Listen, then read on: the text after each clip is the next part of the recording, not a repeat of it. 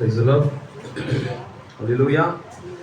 கர்த்தராகிய இயேசு கிறிஸ்து நாமத்தினால இந்த ராபோஜன ஆராதனைக்கு வந்திருக்கிற ஒவ்வொருவரையும் தேவன் தாமே ஆசீர்வதிப்பாராக. உண்மையாகவே இந்த ராபோஜனம் என்பது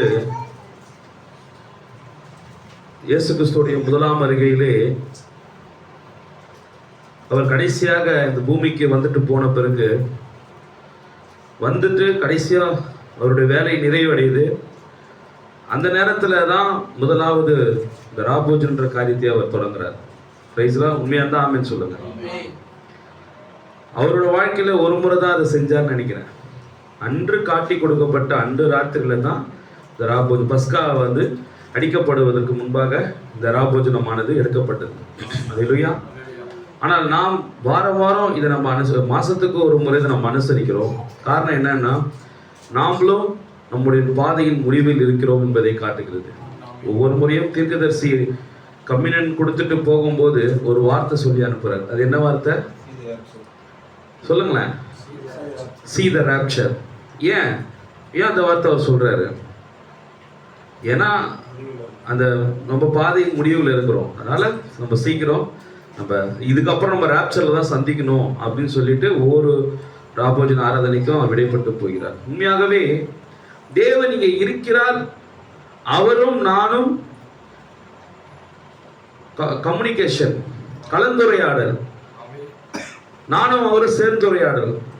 தேவனும் நானும் பேசிட்டு இருக்கோம், கலந்துரையாடல். அது என்ன கம்யூனியன் என்ன அர்த்தம்? கலந்துரையாடல். உண்மையாகவே இந்த தேவன் இங்கே மத்தியில் இருக்கிறார் என்று சொல்லி கம்யூனியன் சர்வீஸ் நடத்துகிற ஒரே கூட்டம் அது நம்முடைய கூட்டமாக தான் இருக்கிறது. வருவார் என்று சொல்லி கம்யூனியன் சர்வீஸ் நடத்துறதுக்கும் அவர் இங்க இருக்கிறார் என்று சொல்லி கம்யூனியன் சர்வீஸ் நடத்துறதுக்கு வித்தியாசம் இருக்கா இல்லையா? வித்தியாசம் இருக்கா இல்லையா? அப்போஸ்தலர் இயேசு கிறிஸ்து இருக்கும்போது கம்யூனியன் சர்வீஸ் நடத்தினாங்க. அதே போல சாயங்கால நேரத்திலே அப்போஸ்தலர்கள் சாயங்கால வேளையிலே பெந்தெகோஸ்தே நாளிலே பரிசுத்த ஆவி இறங்கி அவர் மத்தியில் இருக்கிறார் என்பதற்கு அடையாளமாக கம்யூனியன் சர்வீஸ் நடத்தினாங்க. அதன் பிறகு சபை ஸ்தாபனங்கள் இந்த சாயங்கால வேளையிலே கம்யூனியன் சர்வீஸ் நடத்துறதை நிறுத்திட்டாங்க. திரும்ப யார் தான் வந்து நடத்தினா? இத திரும்ப யார் வந்தாதான் நடத்த முடியும்? அவர் வந்தாதான் நடத்த முடியும். God bless you brother. தேவன் வந்தாதான் இந்த கம்யூனியன் சர்வீஸ் நடத்த முடியும். ஏன்னா முதலாம் அறியல் நடத்த தொடக்கத்தை அவர் தான். 2000 வருஷமா இந்த சாயங்கால வேளையில் ராபோஜனன்றதை அனுசரிக்காம விட்டுட்டாங்க. இதை திரும்பவும் தேவன் வந்ததுனாலதான் இதை ஸ்டார்ட் பண்ணாரு. தீர்க்கதரிசி பிரணாம் இதை ஸ்டார்ட் பண்ணல. யார் தான் ஸ்டார்ட் பண்ணது? இதை தேவன் தான் இதை ஸ்டார்ட் பண்ணி கொடுத்தாரு. Praise Lord. அல்லேலூயா. அப்ப எந்த ஒரு ரெவலேஷனும் வெளிப்பாடும் வேதத்துள்ள ரகசியங்களும், ஏன்னா தேவனுடைய வார்த்தைக்கு யார் தான் வியாக்கணி? தேவன் தான் வியாக்கணி. பரிசுத்த ஆவியாக சத்தியாவியாக அவர் உங்களிடத்தில் வரும்போது அவர் தான் சகல சத்தியத்துள் நம்ம நடத்துவார். எந்த மனிதனும் சத்தியத்துள் நடத்த முடியாது. எந்த மனிதனும் உயிர்த்தெழுதலை செய்ய முடியாது. எந்த மனிதனும் ஒரு சின்ன ஒரு தலைவலி போக்குறது கூட எந்த மனிதனாலும் முடியாது. எல்லாமே கர்த்தராகிய இயேசு கிறிஸ்து என்னும் பரிசுத்த ஆவியால மாத்திரம்தான் ஒரு தலைவலி போக்கக்கூடிய ஜபத்தை கூட நமக்குள்ள இருந்து அவரே ஜெபிச்சு அவரே சுகத்தை கொடுக்கிறார். ஆமென். Praise the Lord. இது எந்த அடிப்படையிலும் எந்த ஒரு மாம்சத்தில் வெளிப்பட்ட மாம்சத்தில் பிறந்த எந்த மனிதனுக்கும் எந்த ஒரு புள்ளி அளவு கூட மகிமை கிடையாது. அது யாராக இருந்தாலும் சரி, எல்லா மகிமையும் கர்த்தராகிய இயேசு கிறிஸ்து ஒருவருக்கு மாத்திரம்தான். Price the Lord. அதனால் தேவன் இங்கே இருக்கிறார் என்று சொல்லி ராபோஜனம் நடத்துவதற்கும் தேவன் வருவார் என்று சொல்லி ராபோஜனம் நடத்துவதற்கும் அநேக வித்தியாசங்கள் இருக்கிறது.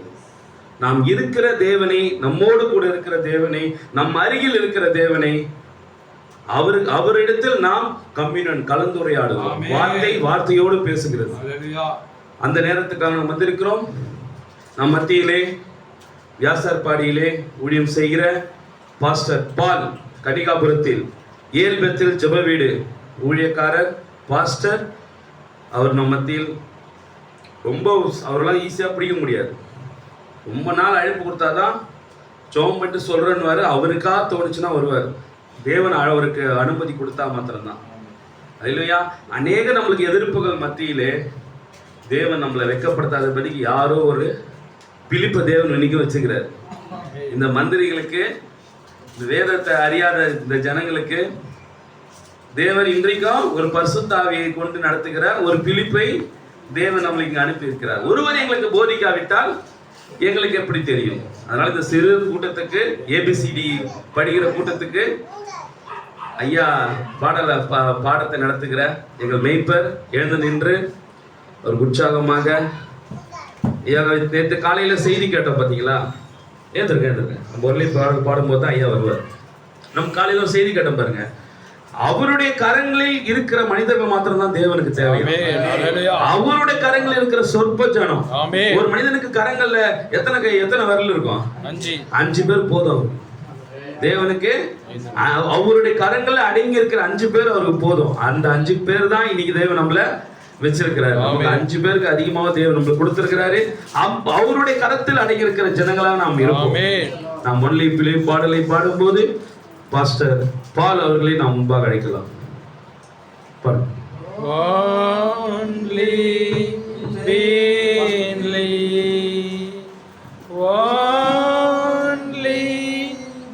மகா பெரிய கிருபையினாலே நாம் இங்கே தேவன் நம்மை கூட்டி சேர்த்திருக்கிறார். இல்லை என்றால் நாம் இன்னொரும் அழைத்து போயிருப்போம். தீர்க்கதரிசி சொல்லுகிறார், இன்னைக்கு உலகமானது அணுகுண்டுக்கு இரையாக ரெடியா இருக்கிறது என்று சொல்கிறார். அட்டாமிக் ஃபாடர் முத்திரைகளை பார்த்தீர்கள் என்றால் தீர்க்கதரிசி இந்த எக்ஸாக்ட் வேர்ட்ஸ் யூஸ் பண்றார். அட்டாமிக் ஃபாடர், அணுகுண்டிற்கு இரையாக இந்த உலகம் தயாராக இருக்கிறது. அதை நான் ப்ராஃபட் வாய்ஸ் கொண்டே நாம் பார்க்கலாம். இப்பொழுது தேவனால் இப்பொழுது 2 ராஜாக்கள் 2ஆம் அதிகாரத்துக்கு நாம் திருப்புவோம். 2 ராஜாக்கள் 2 1 - 6 வசனம் வரை நாம் வாசிப்போம். 2 ராஜாக்கள் 2ஆம் அதிகாரம் 1 - 6 நாம் வாசிப்போம்.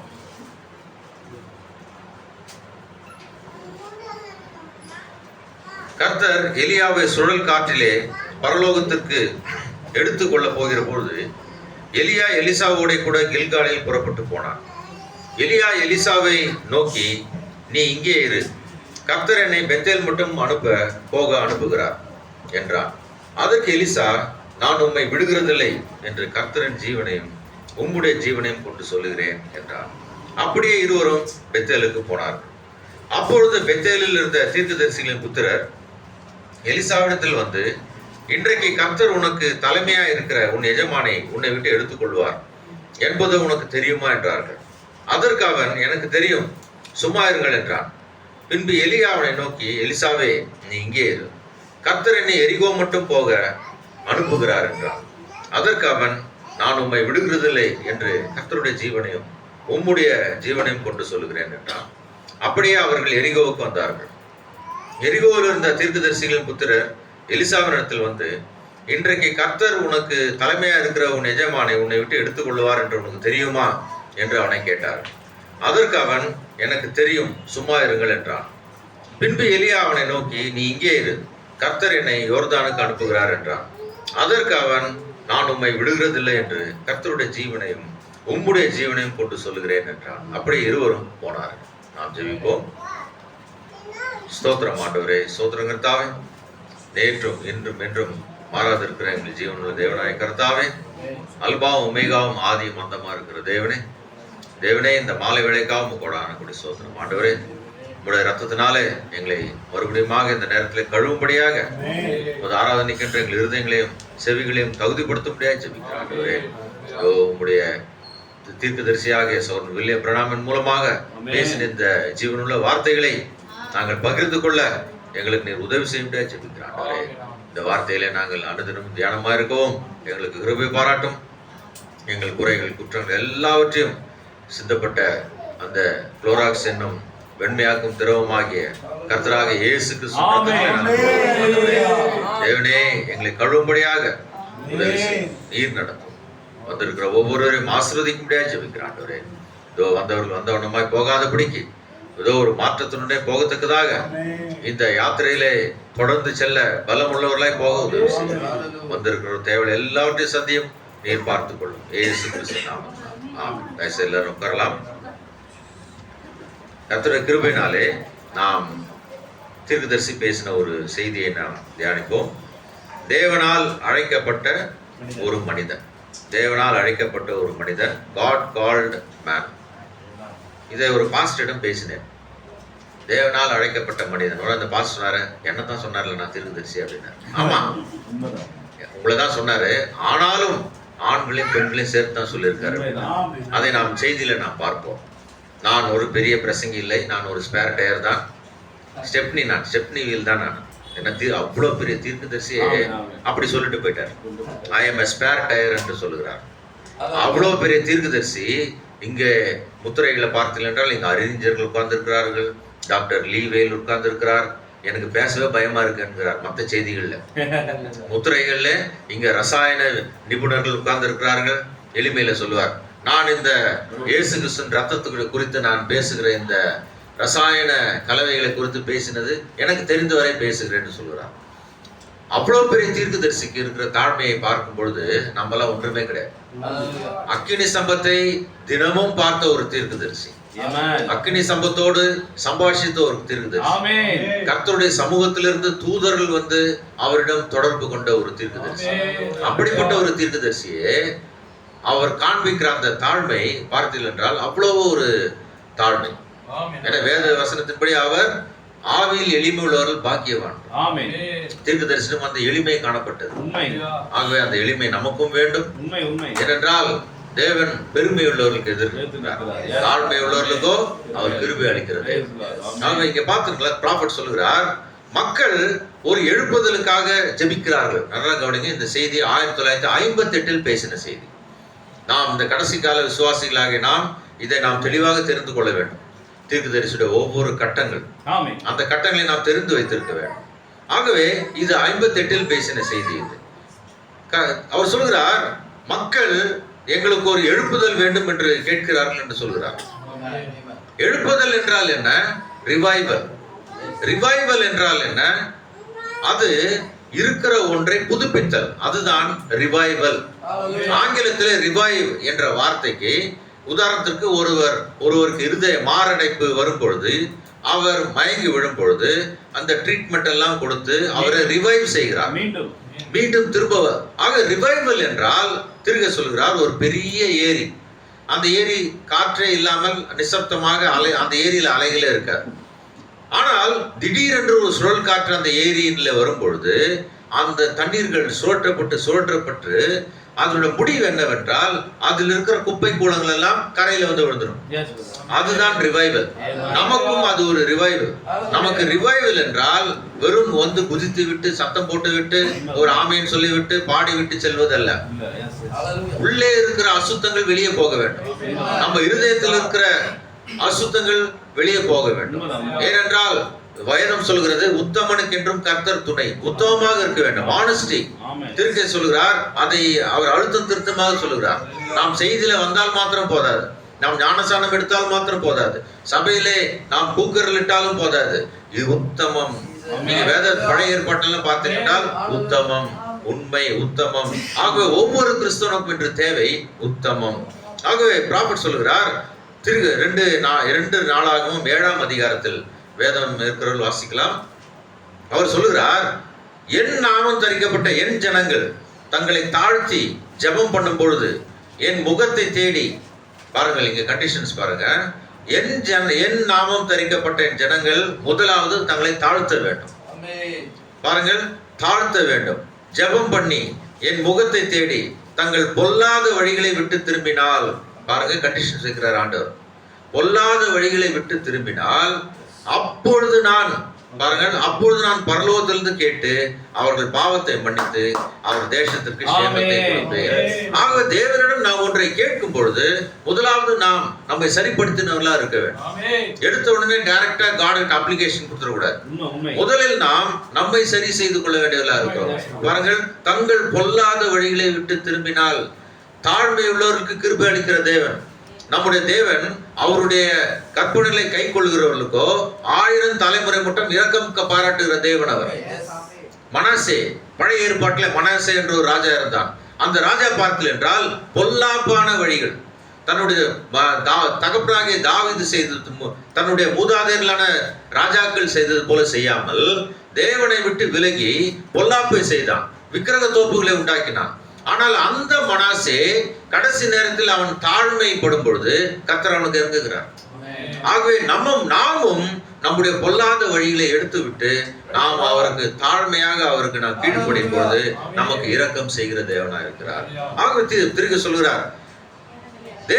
சொல்லுகிறார் நாம் தேவனால் பயிற்றுவிக்கப்பட்டு தேவனால் நாம் ட்ரைனிங் செய்யப்பட்டு, தேவன் நமக்கு ட்ரைனிங் செய்ய வேண்டும் என்று சொல்லுகிறார். தேவன் நமக்கு ட்ரைனிங் செய்து அந்த ட்ரைனிங்கை நாம் பெறாமல் அந்த ட்ரைனிங்கோடு நாம் இல்லாமல் இருந்தால் அது சரியில்லை. பாருங்கள், சொல்லுகிறார் நாம் தேவனால் பயிற்றுவிக்கப்பட்டு நாம் எப்படி இருக்க வேண்டுமா, விசுவாசத்திற்கென்று கரடு முரடான மனிதராக நாம் இருக்க வேண்டும் என்றோம். இந்த விசுவாசத்தை எப்படி நாம் காத்துக்கொள்ள வேண்டும், எந்த சூழ்நிலையிலும் இந்த விசுவாசத்தை காத்து சொல்ல வேண்டாம். பாருங்கள், அப்படிப்பட்ட அக்கினியை பார்த்து பயப்படாத மக்கள், தேவனுடைய சமூகத்திலிருந்து வந்தவர்கள், அவருடைய வல்லமை அறிந்தவர்கள், அவருடைய சர்வ வல்லமை அறிந்தவர்கள், அவருடைய சுகமளிக்கும் வல்லமை அறிந்தவர்கள், இப்படிப்பட்ட மனிதர் தான் தேவன் எடுத்துக்கொள்கிறார். இப்படிப்பட்ட மனிதர்களுக்கு தான் அவர் அந்த எழுப்புதலை தருகிறார். ஏனென்றால் அதாவது தேவன் தம்முடைய வார்த்தையின்படி அவருக்கு பயிற்சி கொடுக்கிறார். ஏனென்றால் எடுத்துக் கொள்ளுகிறது ஆவியை ஒழிப்பிக்கிறது. தேவன் எப்பொழுதுமே நமக்கு பயிற்சி கொடுக்கிறார். அப்படிப்பட்ட ஒரு மனிதர் தான் தீர்க்க சொல்லுகிறார், God will send these days for his revival, that is people are praying for. மக்கள் எதற்காக ஜெபிக்கிறார்களோ அந்த எழுப்புதலை தேவன் அளிப்பார். 58 பேசுகிறார். 63 7ஆம் முத்திரை 13வது பேரா எடுத்து வாசிங்க. 7ஆம் முத்திரை 13 யாராவது வாசிங்க. 7th seal 13th chapter. 7ஆம் முத்திரையில 13ஆம் பேராவை பாருங்கள். தீர்க்கதரிசி சொல்கிறார், வருகிற நாட்களில் these days for his revival, மக்கள் ஜெபிக்கின்ற அந்த எழுப்புதலை தேவன் அனுப்புவார். எழுப்புதல் என்றால் என்ன? வெறும் கூக்குரல் சப்தம் மாத்திரம் அல்ல. தீர்க்கதரிசி சொல்வதை கவனிங்க. இந்த சிறு கூடாரத்தில் 28 அல்லது 30 மாநிலங்களிலிருந்து யாரும் 7ஆம் முத்திரையில பேசுறாரு. இந்த சிறு கூடாரத்தில் 28 அல்லது 30 மாநிலங்களில் ஜனங்கள் வந்திருக்கிறார்கள். அதுவும் அல்லாமல் 2 அயல் நாடுகளிலிருந்து 2 ஃபாரின் கண்ட்ரியிலிருந்து வந்திருக்கிறாங்க. இந்த எழுப்புதல் கூட்டத்திற்கு ஜனங்கள் வந்துள்ளனர். எழுப்புதல் கூட்டத்திற்கு வந்துள்ளனர். எனவே ஜன நெருக்கம் அதிகமாகிவிட்டது. ஜெஃபர்சன்வில்லில் ஜனங்கள் அதிகம் பேரை காணவில்லை என்று நான் கேள்விப்பட்டேன் என்று நான் இன்று சிலரிடம் கூறினேன். அவர்கள் எங்களால் உள்ளே நுழைய முடியவில்லை. 13 முடிச்சிடலாம் சார். பாருங்கள், இந்த எழுப்புதலுக்கு தீர்க்கதரிசி அங்கே பாருங்க முத்திரைகளை பேசின அந்த கூட்டத்தை சொல்லுகிறார். இந்த எழுப்புதல் இங்கிலீஷ்ல பாத்தீங்கன்னா லிட்டில் ரிவைவல். பாருங்கள், அந்த எழுப்புதலுக்கு அவர் அனுப்புவார் என்று சொல்லியிருக்கிறார். இப்பொழுது தேவன் தம்முடைய ஜனங்களை சோதனையினூடாக தான் அவர் கொண்டு செல்வார். சிலரை அது அக்கினியினூடாகவும், சிலரை தண்ணீரினூடாகவும், சிலரை வெள்ளத்தினூடாகவும், சிலரை மிகுந்த சோதனையின் மூலமாக தேவன் நடத்துகிறார். ஆனால் அவர்கள் எல்லோரையும் ரத்தத்தின் மூலமாக தான் நடத்துகிறார். வசனம் இருக்கிறது. தேவன் சொல்லுகிறார், அவர்களை அவர் சுத்தம் செய்கிறாராம். இப்படிப்பட்ட சோதனைகளை அனுமதித்து அவர் சுத்தம் செய்கிறார். ஏனென்றால் இப்படிப்பட்ட ஆண்களும் பெண்களும் போர்க்களத்தில் முன்னணியில் நிற்க வேண்டும். வெறும் ஒரு பாஸ்டர் மாத்திரமல்ல, ஒரு இவாஞ்சலிஸ்ட் மாத்திரமல்ல, ஸ்திரீகளும் சரி ஆண்களும் சரி. தீர்க்கதரிசி தலைப்பை God called man என்று சொல்லிவிட்டு உள்ளே எப்படி பேசுறார்? மென் என்று பேசுகிறார். MEN என்றால் அது வெறும் ஆண்களை குறிக்கவில்லை, பெண்களையும் குறிக்கிறது. ஆகவே போர்க்களத்தில் முன்னணியில் இருக்க அவர் அவர்களை ஆயத்தப்படுத்துகிறார், அவர்களை சுத்தப்படுத்துகிறார். சில சமயங்களில் காரியங்கள் எல்லாம் தோல்வியானது போல காணப்படும். ஆனால் அதன் மத்தியிலும் தங்கள் முகம் தளராமல் தேவனை நோக்கி நேராக நடக்கும் மனிதரை அவர் எதிர்பார்க்கிறார். மனிதர் என்றால் ஆண்களும் பெண்களும். இப்படிப்பட்ட ஆகவே தேவனால் ரொம்ப சாதுரியமான மனிதரை அழைக்க முடியாது என்று சொல்கிறார். God cannot call smart men. சாதுரியம் தேவன் எப்பொழுதுமே ஸ்மார்ட், கல்வி அறிவு பெற்ற, அறிவு கூர்மை நிறைந்த மனிதரை அழைப்பதே இல்லை. தேவன் தமக்கென்று ஒரு வேலையை செய்து முடிக்க வேண்டும் என்றால் தன்னுடைய ABCக்களை அறியாத மனிதரை அவர் தேர்ந்தெடுக்கிறார். தீர்க்கதரிசி தன்னுடைய ஊழியத்தின் ஆரம்ப நிலையிலே அவருக்கு பைபிள் கூட வாசிக்க முடியாது. எத்தனை பேருக்கு தெரியும் யார் தீர்க்கதரிசி பைபிள் வாசித்தார்கள்? அவர் ஆதியிலே கூட்டங்கள் நடத்தின போது, அவர் பிரசங்கியாக ஆன பொழுது அவருக்கு கூட்டங்களை, உதாரணத்துக்கு நாம் 2 ராஜாக்கள் 2ஆம் அதிகாரம் எடுத்து வாசித்தோம். தீர்க்கதரிசி யார் வாசித்தார்கள் தெரியுமா உங்களுக்கு? அவருடைய மனைவி ஹோப் வாசித்தார்கள். பாருங்கள், அப்படிப்பட்ட ஒரு தீர்க்கதரிசி. நீ தீர்க்கதரிசியோட ஆங்கில நடையை பார்த்தீர்கள் என்றால், ஆரம்பத்தில் அவருக்கு ஆங்கிலம் பார்த்தால் அவ்வளவு ஒரு சீரான ஆங்கிலமாக இருக்காது. ஒரு மெருகேற்றப்பட்ட பிரசங்கி அங்க உட்கார்ந்தான், முதலில் அவன் எழுந்து வெளியே தான் போவான். அப்படிதான் ப்ராஃபட் பேசுவார். ஆனால் தேவன் அப்படிப்பட்ட ஒரு இங்கிலீஷில் தான் மகிமை எடுத்துக்கொண்டார். நமக்கும் அதே தான். நம்முடைய இருதயங்களை நாம் தாழ்மைப்படுத்தும் பொழுதுதான் அவர் மகிமை எடுத்துக்கொள்வார். பெருமை கர்வம் வரவே கூடாது. ஆகவே தீர்க்க சொல்கிறார், தேவன் தமக்கான பணியை செய்து முடிக்க தன்னுடைய ABCக்கள் கூட தெரியாத ஒரு நபரை எடுத்துக்கொள்வார். தீர்க்கதரிசி கடைசி வரை சில வசனங்களால் சில வார்த்தைகளை உச்சரிக்க முடியாது. 65 வரை நான் கேட்டிருக்கிறேன். அவர் சில வார்த்தைகளை உச்சரிக்கவே வராதவர். மாத்தி ஆடியன்ஸ் சொல்லுவாங்க. அப்படிப்பட்ட ஒரு எளிமையான ஒரு சகோதரன் தான் நமக்கு தீர்க்கதரிசியாக இருந்திருக்கிறார். நாம் அவருடைய கோட்டு சூட்டு டை பார்த்து ஏமாந்துடக்கூடாது. எளிமையான சகோதரன், மிக மிக எளிமையான சகோதரன். தீர்க்கதரிசி பார்த்தீர்கள் என்றால், அவர் அங்கே ஒரு போட்டோ ஒன்று பார்த்தேன். அந்த போட்டோவில் அவர் இந்தியர்கள், சிவப்பு இந்தியர்கள் வசிக்கிற இடத்திற்கு அங்கு சென்று ஜெபிப்பதை நான் பார்த்தேன். ஒரு சிவப்பு இந்தியர், நம்முடைய இந்திய பெண்மணி வயதான எப்படி இருப்பாங்க, அப்படிப்பட்ட ஒரு பெண்மணிக்கு இந்த சகோதரன் கையை வைத்து அவ்வளவு உத்தமமாக ஜெபிக்கின்றார். ஏனென்றால் ஒரு வெள்ளையன் ஒரு செவ்விந்தியன் இடத்திற்கு போக மாட்டான். ஆனால் நம்முடைய தீர்க்கதரிசி அங்கு சென்று ஜெபித்தார். அவர் அரிசோனாவில் ஊழியம் செய்த பொழுது க்ரோஸ் லா, CROW, க்ரோஸ் லா என்ற ஒரு சட்டம் இருந்தது. கருப்பரும் வெள்ளையரும் சேரக்கூடாது. ஆனால் நம்முடைய தீர்க்கதரிசியோ கூட்டத்திற்கு இறங்கி கருப்பர் இருந்த இடத்துக்கு சென்றார். கூட்டத்தில் போலீஸ்காரர்கள் எச்சரித்தார்கள், சகோதரன் பிரணாம், நீங்கள் ஒரு வன்முறைக்கு நீங்க ஆரம்பிக்க போறீங்க அப்படின்னு கேட்கிறாங்க. அதெல்லாம் அவர் கவலையப்படல. தேவன் சொன்னார், நான் கருப்பர் இடத்துக்கு போவேன் என்று ஜெபித்து விட்டோம். அப்படிப்பட்ட ஒரு தீர்க்கதரிசி, தாழ்மையான ஒரு தீர்க்கதரிசி. ஆனால் நமக்கோ கொஞ்சம் தெரிஞ்சா போதும், கர்வம் வந்து விடுகிறது. தீர்க்கதரிசி தேவன் சொல்லுகிறார், நீங்கள் வேத வசனம் முழுவதுமாக பாருங்கள். தங்கள் இருதயங்களில் தேவனைக்கு ஊழியம் செய்ய விரும்புகிற படிப்பறிவு இல்லாதவர்களை தான் அவர் தெரிந்து கொண்டார். அவர் யாரை தெரிந்து கொண்டார்? ஏறு விவசாயிகள், மேய்ப்பர்கள், மேய்ப்பர்னா பாஸ்டர் இல்ல, ஆடு மேய்க்கிறோம், மாடு மேய்க்கிறோம், மேய்ப்பர்கள், மீன் பிடிக்கிறவர்கள், வேட்டைக்காரர்கள், இயற்கையிலே வாழ்ந்தவர்களை தான் அவர் தெரிந்து கொண்டார். திரும்ப சொல்கிறார், தேவன் இயற்கைக்கு மேம்பட்ட பரிமாணங்களில் ஒன்றை அவர் செய்யும் பொழுது அவர் நம்பிக்கை வைக்கின்ற ஒரு மனிதனை தான் அவர் எடுக்கிறார். நம்முடைய தீர்க்கதரிசி அவர் வில்லியம் பிரணாமின் மேல் தேவன் நம்பிக்கை வைத்தார். அவர் நம்பிக்கை வைத்து இந்த ஊழியத்தை அவரிடம் கொடுத்தார். அப்படிப்பட்ட ஒரு மனிதனை தான் அவர் அபிஷேகம் செய்து அவனை வெளியே அனுப்புகிறார். அவன் பயம் இல்லாமல் தன் பணியை செய்வான். தீர்க்க சொல்கிறார், அந்த விதமான மனிதர் தான் இன்றைக்கு நமக்கு தேவை. மெருகேற்றப்பட்ட பாஸ்டர்கள் அல்ல, மெருகேற்றப்பட்ட கல்விமான்கள் அல்ல, ஆனால் தேவனை அவருடைய உயிர்த்தெழுதல் வல்லமையினால் அறிந்த நபர்களை மாத்திரம் தான் தேவனுக்கு தேவை. உடனே பாஸ்டர், டீக்கனுங்க, எவாஞ்சலிஸ்ட் கிடையாது, சகோதரிகளும் கூட, சகோதரர்களும் கூட, எல்லாரும் இசை வசிக்கிறவர்கள், பாடல் நடத்துகிறவர்கள், இதெல்லாம் ஊழியம். வீட்டில் மற்றவர்களுக்காக ஜெபிப்பார்கள், அதுவும் ஒரு ஊழியம். நாம் ஒன்று கூடி ஒருவருக்காக ஒருவர் ஜெபிப்பது தோல் போர்த்தப்பட்ட தேவன் என்று சொல்லுகிறார். எவ்வளவு பெரிய ஸ்டேட்மெண்ட் பாருங்க. நாம் இங்கே கூடி ஒருவருக்காக ஒருவர் ஜெபிக்கும் பொழுது மாம்சத்தில் தேவன் தோல் போர்த்தின தேவன் என்று சொல்லுகிறார். இப்படிப்பட்ட ஒரு ஸ்டேட்மெண்ட் நம்ம கேட்கவே முடியாது. ஆகவே நாம் ஒருவருக்காக ஒருவர் ஜெபிக்கும் பொழுது பலன் நமக்கு உண்டு. முதல் பலன் நமக்கு தான். ப்ராஃபட் சொல்லுகிறார், நான் திரும்பி சொல்றதா வேற எதுவும் சொல்ல மாட்டேன். உங்களுக்கு ஏதோ 0.5% தான் உங்களுக்கு கவனத்துக்காக நான் பேசுவேன். ஆகவே நாம் ஒருவருக்கு ஒருவர் கூடி வந்திருக்கும் பொழுது, ஒருவருக்கு ஒருவர் ஜெபிக்கும் பொழுது தேவன் திறனிக்கப்படுதல் செய்தியில சொல்கிறார், தோல் போர்த்தப்பட்ட தேவன். பாருங்கள் எவ்வளவு பெரிய காரியங்கள் பாருங்கள். இப்பொழுது தேவன் இப்படிப்பட்ட மனிதரை தான் அவர் நம்புகிறார். நீங்கள் யோபு புஸ்தகத்தை பார்க்கல என்றால் தீர்க்கதரிசி சொல்கிறார், யோபின் மேல் தேவன் நம்பிக்கை வைத்தாராம். அதுதான் ஒரு விசுவாசிகள் மேல் தேவன் வைக்கின்ற ஒரு நம்பிக்கை. சாத்தானிடம் தான் தேவன் நம்பிக்கையோடு சொன்னார், நீ போய் அவனை என்ன வேணா பண்ணு, அவன் உயிரை மட்டும் எடுக்காது, நீ என்ன வேணாலும் செய். அது என்ன? தேவன் வைத்திருக்கிற ஒரு நம்பிக்கை. ஒரு பிரசங்கி மேல், ஒரு பாஸ்டர் மேல் மாத்திரம் தேவன் நம்பிக்கை வைப்பதில்லை. ஒரு விசுவாசியின் மேல், ஒரு இல்லத்தரசியின் மேல், ஒரு உழவனின் மேல், ஒரு மீனவனின் மேல், இவர்களை தேவன் நம்பிக்கை வைக்கிறார். ஆகவே தமக்கென்று அவர் பணி செய்கின்ற மக்களை அவர் விரும்புகிறார். பிரசங்கம் செய்வது மாத்திரம்தான் ஊழியம் அல்ல. பிரசங்கத்தை வாழ்ந்து காட்டுவதே பெரிய ஊழியம்.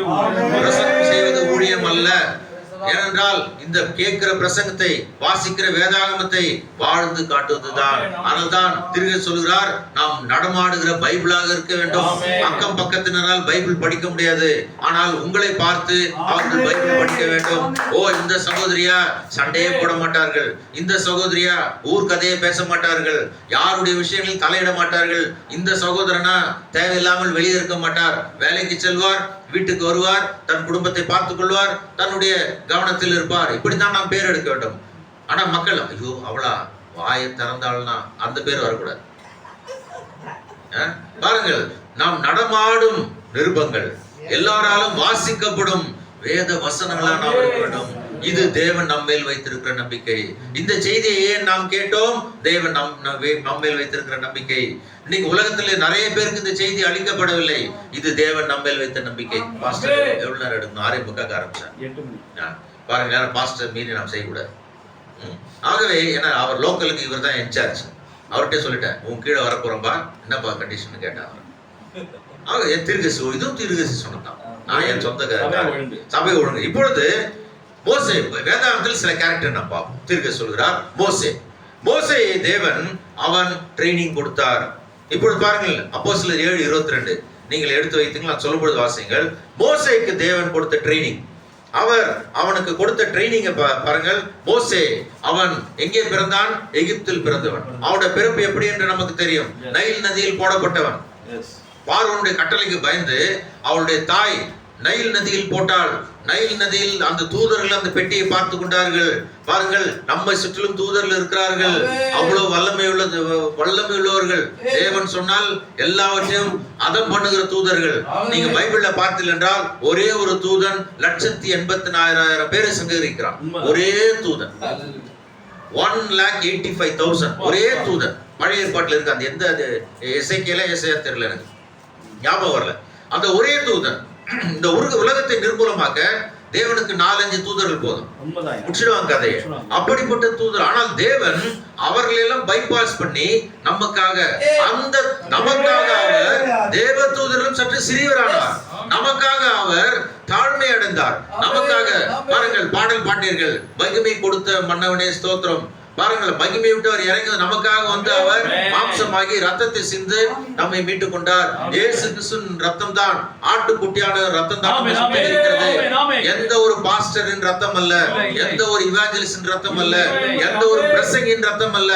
இயேசு கிறிஸ்துவின் ரத்தத்தின் மூலமாக சம்பாதிக்கப்பட்ட ஜனங்கள் நாம். ஆகவே எந்த மனிதன் மேல நம்பிக்கை வைக்காதீர்கள். இதுவும் தீர்க்க சொல்றதான். எந்த பாஸ்டர் மேல நம்பிக்கை வைக்காதீர்கள். எந்த ஒரு டீக்கன் மேலோ, பிரசங்கி மேலேயோ, சுவிசேஷன் மேலேயோ நம்பிக்கை வைக்காதீர்கள். உங்கள் நம்பிக்கை கர்த்தர் பேரில் தான் இருக்கும். கர்த்தரை நம்புகிறவன், பாருங்கள், கர்த்தரை என்றும் நம்பிக்கையாக வைக்கிறவனே பாக்கியவான். பாருங்கள், அவன் வருத்தமின்றி ஏற்ற காலத்தில் அவன் தப்பாமல் கனி கொடுக்கிற தேவனா இருக்கிறான். ஆகவே கர்த்தரை பாருங்கள், ஒரு பழைய பாடல் பாடுவார்கள், துங்கனின் ஒதுங்குவோன் பங்கம் என்று தங்குவான், கர்த்தருடைய நாமம் பலத்த துர்கம், நீதிமான் அதற்குள் ஓடி சுகமாக இருப்பான், அவரை அண்டிக் கொள்ளுகிறவர்கள் பாக்கியவான்கள். ஆகவே நாம் கர்த்தரை மாத்திரமே நம்புகிறவர்களா இருக்க வேண்டும். அவர் சொல்கிறார், மோசே சகல வல்லமை படைத்தவன். அறிவு, அவனுக்கு கணிதம் தெரியும், அவனுக்கு சாஸ்திரம் தெரியும், எகிப்தின் ஞானம் முழுதும் தெரியும். அவன் எகிப்தியர் மாஸ்டர்களுக்கு பாடம் எடுக்கிற ஒரு தகுதி மோசேக்கு உண்டு. அப்போஸ்தலர் 7:28 பாருங்க, வாசிக்கலாம் சகோதர சகோதரிகள். மோசே எகிப்தியருடைய சகல சாஸ்திரங்களினாலும் கற்பிக்கப்பட்டு, பாருங்கள், மோசே எகிப்தியருடைய சகல சாஸ்திரங்களாலும் கற்பிக்கப்பட்டு வாக்கிலும் செய்கையிலும் வல்லவனாய் இருந்தான். பாருங்கள், எல்லா டேலண்டும் மோசேக்கு இருந்தது. அவனுக்கு எல்லாம் எகிப்தின் சகல காரியங்கள் கற்பிக்கப்பட்டு வல்லவனாக இருந்தான். அவன் அவருடைய விஞ்ஞானிகளுக்கு அவன் பாடம் எடுத்தானாம். அவருடைய விஞ்ஞானிகளுக்கு பாடம் எடுத்தானாம். பாருங்கள், ஆனால் தேவனுக்கு அது தேவையில்லை. தேவனுக்கு உன்னுடைய கல்வி அறிவு தேவையில்லை, தேவனுக்கு உன்னுடைய சாதுரியம் தேவையில்லை, தேவனுக்கு உன்னுடைய சாமர்த்தியம் தேவையில்லை. அவருக்கு தேவை தாழ்மையான இருதயம் தான். பாருங்கள், ஆனால் தேவனோ என்ன செய்தார்? அவனை எடுத்து அவனுக்கு இருக்கிற எல்லாவற்றையும் தூக்கி போட 40 வருடம் தேவைப்பட்டது. அவனுடைய தேவனை குறித்த அறிவுபூர்வமான கருத்துக்களை எல்லாம் தேவன் தூக்கி போட்ட பிறகு உண்மை. அவனை உபயோகித்தார். ஆமென். தீர்க்கதரிசி சொல்கிறார், அந்த விதமாகத்தான் தேவன் தம்முடைய மனிதரை எடுத்து அவருடைய பயத்தை எல்லாம் வெளியே எடுத்து போட்டு, அவருடைய அறிவு கூர்மைகள் எல்லாம் வெளியே எடுத்து போட்டு, ஆமென். அந்த பரம குயவர் கர்த்தராகிய இயேசு கிறிஸ்து அவர்களை தம்முடைய அந்த சக்கரத்தின் மேல் வைத்து அவர்களை வணைய ஆரம்பிக்கிறார். ஆமென். அக்காலத்திலே பாருங்கள், ஒரு பானை எப்படி செய்வார்கள் என்றால், ஒரு சக்கரம் இருக்கும், உண்மைதான். அந்த சக்கரத்தை சுழற்றுவார்கள், ஒரு ஆமென். களிமண்ணை வைப்பார்கள். அவர் மனதில் என்ன இருக்கிறதோ அப்படித்தான் அந்த களிமண் வரும். உண்மை, உண்மை. உண்மைதான். அதே போல நம்மை அவர் தேவன் எப்படி சிருஷ்டித்திருக்கிறார் அப்படி நாம் இருக்கிறோம். தேவனுடைய தீர்மானம். சிலர் குள்ளமாக இருக்கிறார்கள், சிலர் உயரமாக இருக்கிறார்கள், சிலர் வழுக்கை தலையாக இருக்கிறார்கள், சிலர் 120 கிலோவாக இருக்கிறார்கள், சிலர் 50 கிலோவாக இருக்கிறார்கள். எல்லாமே தேவனுடைய தீர்மானம். அவர் எப்படி வணைய சித்தம் கொண்டாரோ அப்படி வணைந்தார். ஆமென். ஒருவருக்கு ஒரு மேக்கப் என்று ப்ராஃபட் சொல்கிறார். மேக்கப் என்றால் நாம் பூசிக்கொள்ளுகிற வர்ணம் அல்ல, நாம் தீட்டிக் கொள்ளுகிற சாயம் அல்ல. இங்க யாரும் அப்படி இல்ல. மேக்கப் என்றால் நம்மை தேவன் உருவாக்கி இருக்கிற விதம், வடிவமைத்திருக்கிற விதம். ஆக தீர்க்க சொல்கிறார், மோசேயை அவர் எடுத்தார், அவர் இப்படியாக அவனை பயிற்றுவித்தார். அவனுக்கு பயிற்சி கொடுத்து ஒரு கோலை கொடுத்து எகிப்துக்கு அனுப்பினார். ஒரு மனித படையெடுப்பு. உண்மை. தீர்க்க சொல்கிறார், ரஷ்யாவை நோக்கி ஒரு சின்ன குச்சியை எடுத்துக்கொண்டு போவது போல மோசே சென்றார். ஏன்னா அந்த காலத்தில் எகிப்தில் தான் வல்லமையான ராணுவம் இருந்தது. ஆனால் மோசே என்ன செய்தான்? அந்த கோலை கொண்டு அதை மேற்கொண்டான். அது ஏன்? தேவன் கொடுத்த பயிற்சி.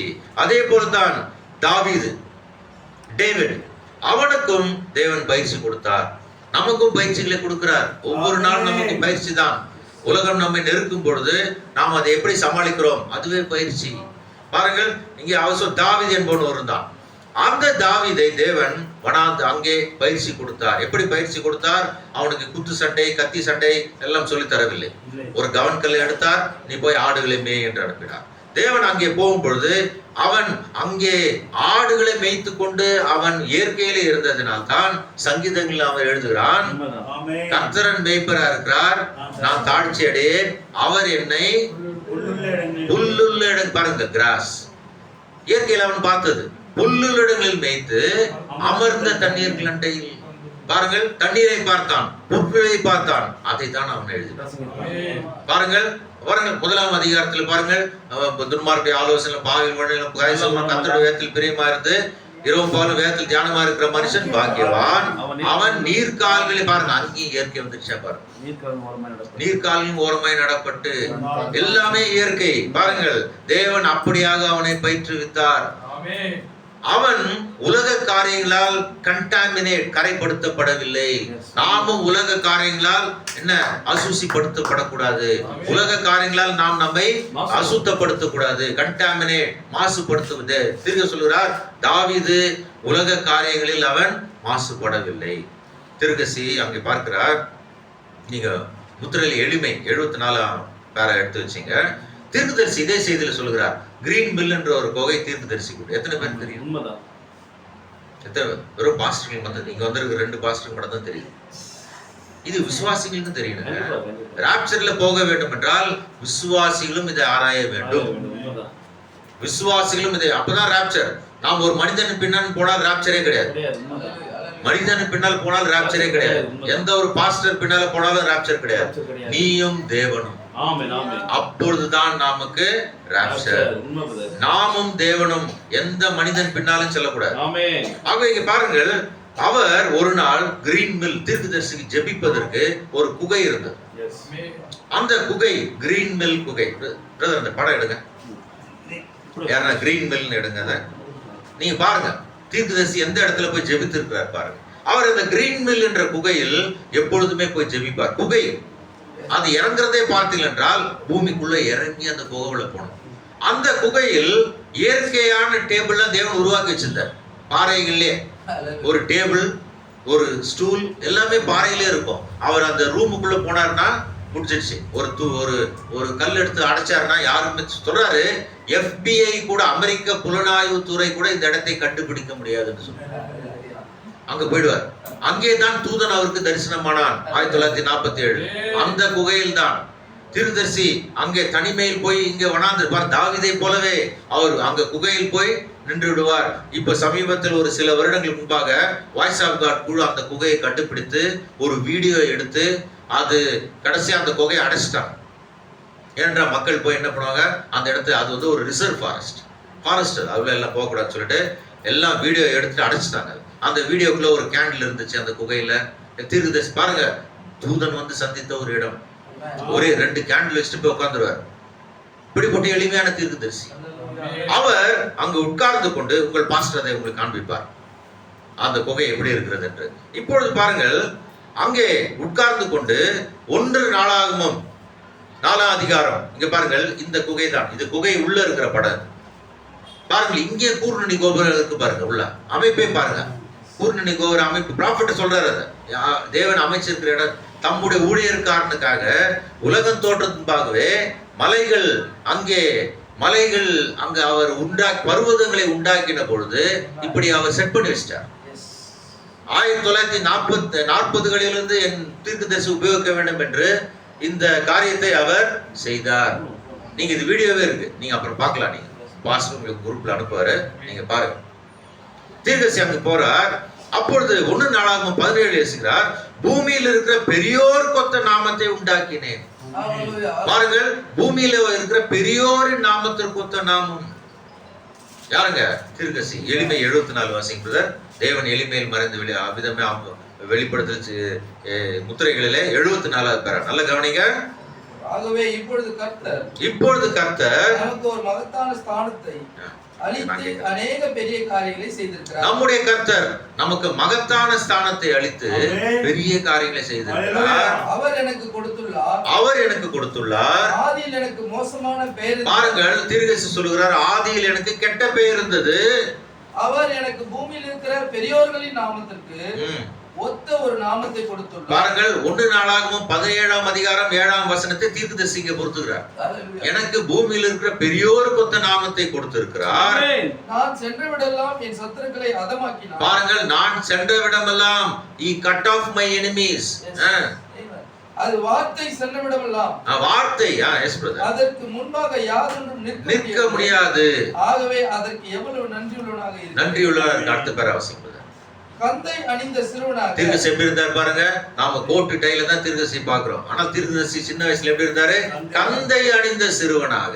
இங்கிருந்து 2-3 வீதிகளுக்கு அப்பால் உள்ள இன்கிராமில் பள்ளிக்கூடத்தில் படிக்கும் பொழுது, நான் அங்க இருக்கிற பள்ளிக்கூடத்தில் இருக்கிற குளத்தில் விளையாடும் போது முழு பள்ளிக்கூடமே என் ட்ரெஸ்ஸை பார்த்து சிரித்தது என்று சொல்லுகிறார்.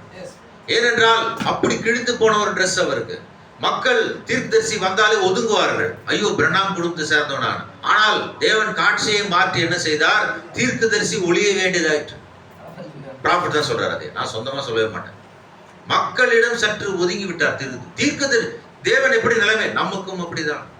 நாம் அவருக்குள் நிலைத்திருக்கும் பொழுது அவர் நம்மை உயர்த்துவார். நாம் ஏற்ற காலத்தில் உயர்த்தப்படும்படிக்கு அவருடைய பலத்த கரத்திற்குள் அடங்கி இருக்க வேண்டும். அவருடைய பலத்தை சாதாரண விசுவாசியா இருந்த போது பெரிய ஸ்லாக்கியம். தேவனுக்காக ஜீவித்து காண்பித்தால் போதும். இந்த மணி நேரத்தின் வார்த்தையை நாம் அடையாளம் கண்டு கொண்டு அதற்கேற்ற ஜீவியை நாம் செய்யும் பொழுது தேவன் பார்த்து பாருங்கள். ஆகவே தீர்க்கதரிசி அந்த கிரீன் மெல் குகை, அந்த படம் இன்னொரு படம் காட்டுங்க பிரதர். பாருங்கள், இந்த குகையில் தான் தீர்க்கதரிசி இருந்திருக்கிறார். எளிமை, தேவன் எளிமையில் மறைந்திருத்தல். அக்காலத்து பெரிய பெரிய பிரசங்கள் பார்த்து கிட்ட வச்சிருப்பாங்க. இந்த மனுஷன் காட்டுல போய் உட்கார்ந்துருக்காரு, குகையில போய் உட்கார்ந்துருக்காரு. அந்த குகை என்ட்ரன்ஸ் பாருங்க இருப்பார். ஆகவே தேவன் இப்போ தாவீதை ட்ரைனிங் செய்கிறார் அங்க வனாந்திரத்தில். தாவீதை அவர் ட்ரைனிங் செய்யும் பொழுது இங்க பாருங்கள், இந்த வீடியோ பாருங்கள். இந்த மாதிரி ஒரு இடத்தில் தான் தீர்க்கதரிசி போய் ஜெபித்தார். பாருங்கள் எப்படிப்பட்ட ஒரு இடம் பாருங்கள். பாருங்க இந்த குகை என்ட்ரன்ஸ் பாருங்க. இப்படிதான் உள்ள போகணும், வளைஞ்சி நெளிஞ்சு போனோம். நம்ம பாஸ்டால நம்மளால அப்படி இறங்கவே முடியாது. அவ்வளவுதான் தீர்க்கதரிசி என்ன செய்யறாரு? ஃபிட்டா வச்சிருந்தார் ப்ராஃபட்ட.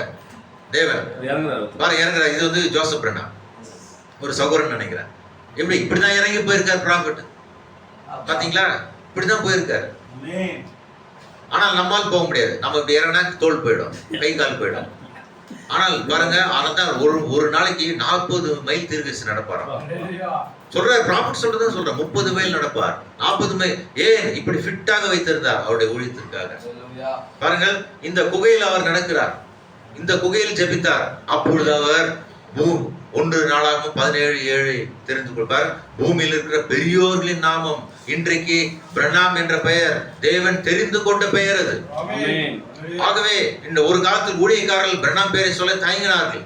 2000 ஆரம்பத்தில் 2010 எல்லாம் பாருங்கள், இன்றைக்கு அந்த விழிப்புணர்வு வந்து இருக்கிறது. எல்லா ஊழியக்காரர்கள் கூட பிரணாம் பெயரை சொல்லுகிறார்கள். அதுக்காக ஒரு பெரிய சந்தோஷம் அது. இப்பொழுது தாவீதை ட்ரைனிங் இப்ப நல்ல கவனிங்க. தேவன் ஒரு கரடியை அனுப்பினார், அனுமதித்தாராம். ஒரு கரடி வந்து ஒரு ஆட்டை பிடிக்க தேவன் அனுமதிக்கிறார். அவர் தாவீது எப்படி இதற்கு ரியாக்ட் செய்வான் என்று பார்த்தார். தேவன் தாவீதுக்கு பயிற்சி. ஒரு கரடி வருகிறது, உடனே தாவீது என்ன செய்தான்? தேவனை நோக்கி கூப்பிட்டான். ஏனென்றால் அந்த ஆடுகளை பார்த்து கொள்ளுபவன் அவன். தன்னுடைய கவன் கல்லை எடுத்தான், கரடியை கொன்றான். நம்முடைய வாழ்க்கையிலும் சில நேரத்தில் சோதனைகளை தேவன் அனுமதிக்கிறார். எப்படி நாம் அதை ரியாக்ட் செய்கிறோம்? உடனே நடக்காது, அப்படியே போகும். பாருங்க, அடுத்தது தேவன் ஒரு சிங்கத்தை அனுப்பினார். ராபர்ட் சொல்லுகிறார், ஒரு சிங்கம் ஒரு கரிச்சித்தாலும் போதும், செத்துருவோம் ஹார்ட் அட்டாக்ல. நீங்க வண்டலூர்ல பாக்குற சிங்கம்லாம் சிங்கம் கிடையாது. காட்டுல இருக்கிற சிங்கத்தை பார்க்கணும், அது யாரும் கிட்டே போக முடியாது. அது ஒரு கர்ஜித்தால் ஹார்ட் அட்டாக் வந்துடும் சொல்லுகிறார். திருக சொல்லுகிறார், 4-5 அடியில் 10 பேர் செத்து போயிடுவாங்க ஒரு சிங்கம் அடித்தால். ஆனால் தாவீது தேவனிடம் உதவி கேட்டு அதான் எழுதினான், எனக்கு ஒத்தாசை வரும் பருவத்தில் கட்டில் இருப்பேன், வானத்தை பூமியை உண்டாக்கின கர்த்தரத்தில் எனக்கு ஒத்தாசை வரும். ஒத்தாசை என்றால் ஹெல்ப், உதவி. ஆகவே தேவனின் உதவி கொண்டு அப்படிப்பட்ட ஒரு சிங்கத்தின் தாடையை பிடித்து இழுத்து சாகடித்தான். பாருங்க, ஒரு சின்ன தட்டிலே ஒரு மனிதனை சாகடிக்கிற ஒரு சிங்கத்தை தாவீது என்ன செய்தான்? இழுத்து தேவன் அனுமதித்தார். ஒரு கரடியை அனுமதித்தார், சிங்கத்தை அனுமதித்தார். அது திரும்ப சொல்கிறார், தேவனுக்கு வீரமுள்ள மனிதர் தேவை. மனிதர் என்றால் ஆண்கள் மாத்திரமல்ல, பெண்கள், ஆண்கள். வீரமுள்ள மனிதர் தேவை. தம்முடைய வார்த்தையை குறித்து பயம் இல்லாமல் அவரை விசுவாசிக்கிற மனிதர் தேவை. அவர் பாருங்கள், திரும்ப சொல்கிறார், வார்த்தையை தவிர வேறு எதற்கும் கவனம் செலுத்தாத வீரமுள்ள மனிதர் தேவை. சபை என்ன கூறினாலும் சரி, பாஸ்டர் என்ன ப்ராப்பர் சொல்றேன், நீங்க கோட்ஸ் பாத்துக்கலாம். சபை என்ன கூறினாலும் சரி, பாஸ்டர் என்ன கூறினாலும் சரி, தேவன் பாஸ்டர்களுக்கு எங்களுக்கு எல்லாம் ஒரு அறிவுரை கொடுத்திருக்கிறார். அவருடைய சொத்தை நீங்கள் எப்படி ரொம்ப கஷ்டமா நடத்தக்கூடாது. பேதுரு சொல்லுகிறான், தேவனுடைய சொத்தை நீங்கள் ரொம்ப மோசமா நடத்தக்கூடாது என்று பேதுரு சொல்லுகிறான். நீங்க பாஸ்டர்கள் முக்கியமா, சுவிசேஷர்கள் முக்கியமா, அவருடைய ரத்தத்தினால் சம்பாதிக்கப்பட்ட சபை அது.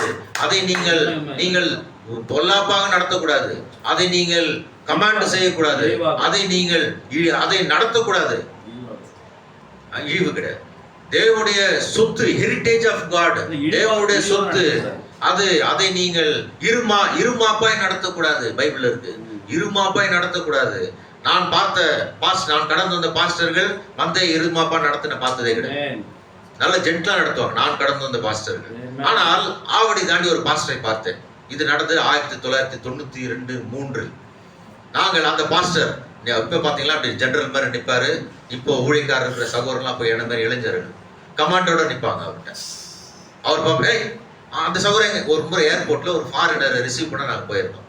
நான் அவரோட நண்பரை நான் கூட இருந்தேன். அந்த பாஸ்டர் சில கமாண்டெல்லாம் பார்த்தேன். ஒரு சகோதரனை வரவில்லை ஏர்போர்ட் ரிசீவ் பண்றது. ஒரு கேக்குற, எங்க அந்த சகோதரன், குறிப்பிட்ட சகோதரன் எங்க வரல, அவர் நித்திய ஜீவன் கிடையாதுன்ட்டார். நான் சொல்றேங்க, சாட்சியா சொல்றேன், நான் பார்த்து கேட்ட காரியம். இவர் தான் நித்திய ஜீவன் கொடுக்குறாரா? ஆகவே மந்தையை இருமாப்பாய் ஆளக்கூடாது. மந்தையை எக்காரணத்தை கொண்டும் இரத்தத்தால் சம்பாதிக்கப்பட்ட சபை இது. ஒரு பாஸ்டர் திருக சொல்கிறார், பாஸ்டர் பேச்சு, ஒரு பாஸ்டருடைய செய்கைகளை வார்த்தையை வைத்து நீங்கள் அளந்து பார்க்க வேண்டும். இங்க பிரசங்கிக்கிற இங்க நிற்கிற மக்களை வார்த்தையோடு ஒப்பிட்டு நீங்கள் கணக்கு பார்க்க வேண்டும். அதான் சொல்கிறார். இப்பொழுது தாவீது கோலியாத் வந்தான். கோலியாத்திற்கு இப்ப என்னுடைய விரல் எத்தனை இன்ச்சு சொல்லுங்க யாராவது சொல்லுங்க பிரதர். 7 பிரதர் சொல்லுங்க. ஒரு எத்தனை இன்ச்சு இருக்கும்? 2 இன்ச்சு இருக்கும். 3 இன்ச்சு கட்ட விரல், சின்ன விரல் தானே. ஆனா கோலியாத்துக்கு எத்தனை? 14 இன்ச்சு. 3 3 3 12 14. பாருங்க எவ்வளவு பெரிய விரல். ஒரு விரல் 14 இன்ச்சு விரல்கள் கோலியாத்துக்கு. அப்போ அவன் கை எப்படி இருந்திருக்கும்? அவன் தலை எப்படி இருந்திருக்கும் ரெடி. பாருங்க, அவ்வளவு பயங்கரம். 14 இன்ச்சு அவனுடைய விரல்கள். அவன் வந்து நின்றான். எல்லாம் யாகிட்ட வந்து சண்டை போடுங்க, வந்து நின்றான். தனி ஒரு ஆளா என்னிடம் வா, பார்த்து கொள்ளலாம். நான் அவனை அடித்தால் வீழ்த்தினால் நீங்க எல்லாம் எனக்கு சரண்டராம், நீங்கள் என்னை வீழ்த்தினால் நாங்கள் சரண்டராம். ப்ராஃபட் சொல்கிறார், பிசாசு அப்படிதான் பண்ணுவான். உண்மைதான். உங்களை பெரிய பிரச்சனையில் சிக்க வைத்து உண்மைதான். ராஜா வழிக்கு வந்துரு. அது என்ன செய்தி வார்த்தை? அங்க பேர் பக்கத்து வீட்டுக்காரன் ஜாலியா இருக்கிறாங்க. ப்ராஃபட் சொல்றார், சரண்டர் ஆயிட்டீங்களா, முடிஞ்சிடுச்சுன்றார். தாவீது அப்படி செய்தான். பாருங்கள், பிசாசும் அப்படி செய்கிறான் என்று ப்ராஃபட் சொல்லுகிறார். இப்பொழுது சவுல், தாவீது போய் நிற்கிறான். என்ன சவுல் ராஜாவே, இப்படிப்பட்ட ஒரு ஆள் இருக்கிறானே, உன்னை சவுல் நீ சண்டை போட போறியா? ஆமா, சரி, என் கவசத்தெல்லாம் உனக்கு தரேன். ஏன்னா ராணுவ வீரர்கள் போட்டிருக்கிற கவசம், அதெல்லாம் உனக்கு தரேன். உடனே தாவீதுக்கு அந்த கவசத்தெல்லாம் போடுகிறாரு. தாவீது என்ன சொல்றாரு? ப்ராஃபட் சொல்றாரு, தாவீது இப்படி சொல்லியிருக்க மாட்டான்றார். மதிப்பிற்குரிய சவுல் ராஜாவே, எங்க அப்பா என்னை இன்டர்நேஷனல் ஸ்கூலுக்கு அனுப்பினார். அந்த காலத்துல ப்ராஃபட் காலத்துல கிராமர் ஸ்கூல், இன்றைக்கு international school, matriculation school, CBSE school, ICSE school. என் தகப்பன் இப்படி ஒரு ஸ்கூலுக்கு அனுப்பினார், என் தகப்பன் இந்த காலேஜுக்கு அனுப்பினார், என் தகப்பன் இங்கே அனுப்பினார், எனக்கு பிஹெச்டி பட்டம் கிடைத்திருக்கிறது, நான் நிச்சயமாக செய்வேன் ராஜாவே. அப்படி சொல்லவில்லை. சொல்லவில்லை. அவன் சொன்னான், கர்த்தர் என்னை சிங்கத்திற்கும் கரடிக்கும் தப்புவித்த தேவன் இந்த விருத்த சேதம் இல்லாத பெலிஸ்தரிடம் என்னை தப்புவிப்பார். பாருங்கள், திருவி சொல்கிறார், தேவனால் பயிற்றுவிக்கப்பட்ட மனிதன் எலியாவும் அப்படி நாம் வாசித்தோம். இப்பொழுது 2 ராஜாக்கள் 2ஆம் அதிகாரம். எலியாவும் அப்படித்தான், எலிசாவும் அப்படித்தான். எலியாவுக்கு வயது சென்று விட்டது, அவன் தேவனிடம் சென்ற நேரம் வந்து விட்டது, அவன் தன் ஓட்டத்தை முடிக்கிற நேரம் வந்து விட்டது. நல்ல போராட்டத்தை ப்ராஃபட் சொல்றதே ஒன்று சொல்றேன், நல்ல போராட்டத்தை போராட இந்த நேரம் வந்து விட்டது. தேவன் அவனை சுழல் காற்றில் எடுத்துக்கொள்ள போகிறார். இப்பொழுது தேவனுக்கு ஒரு மனிதன் தேவை. எப்படிப்பட்ட ஒரு மனிதனை தேர்ந்தெடுத்தார்? உத்தமமான மனிதனை தேர்ந்தெடுத்தார்.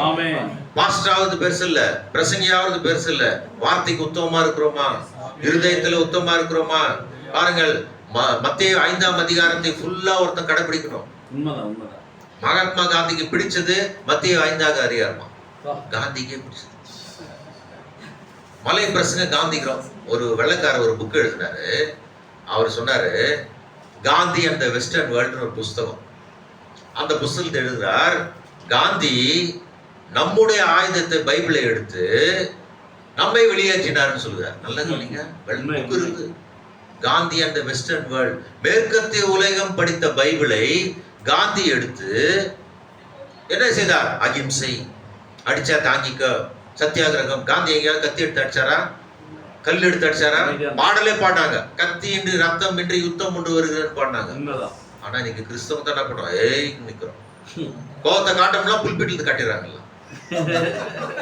ஒரு விசுவாசி தப்பு செய்த பாஸ்டர் பாக்குறாரு, நேரா கூப்பிட்டு புல்பிட்டில் என்ன பண்றாரு? கலந்து அடிச்சிடுறாரு. வார்த்தையின்படி ஆலோசனை சொன்னா எல்லா பாஸ்டர்களும் பொருந்தது. எம்டி வேர்ட்ஸ் யூஸ் பண்ணவே கூடாது. ஒரு ஊழியக்காரன் ஜாக்கிரதையா இருக்கணும். அவன் வல்லமையான பிரசங்கியா இருந்தாலும் சரி, வல்லமையுள்ள ஒரு சுவிசேஷனா இருந்தாலும் சரி, எம்டி வேர்டு, தேவையற்ற காரியங்களை புல்பிட்டில் பேசக்கூடாது. ரொம்ப ஜாக்கிரதையா இருக்க வேண்டும். தீர்க்கதரிசி வார்த்தையை பேசிட்டு போனா சேஃபா. மக்கள் இவனுக்கு செய்தி எடுக்க தெரியல சொன்னாலும் பரவாயில்ல, சேஃப் தான். பாருங்கள், நாம் கண்டிக்க வேண்டிய இடத்துல சிலது சொல்லணும்.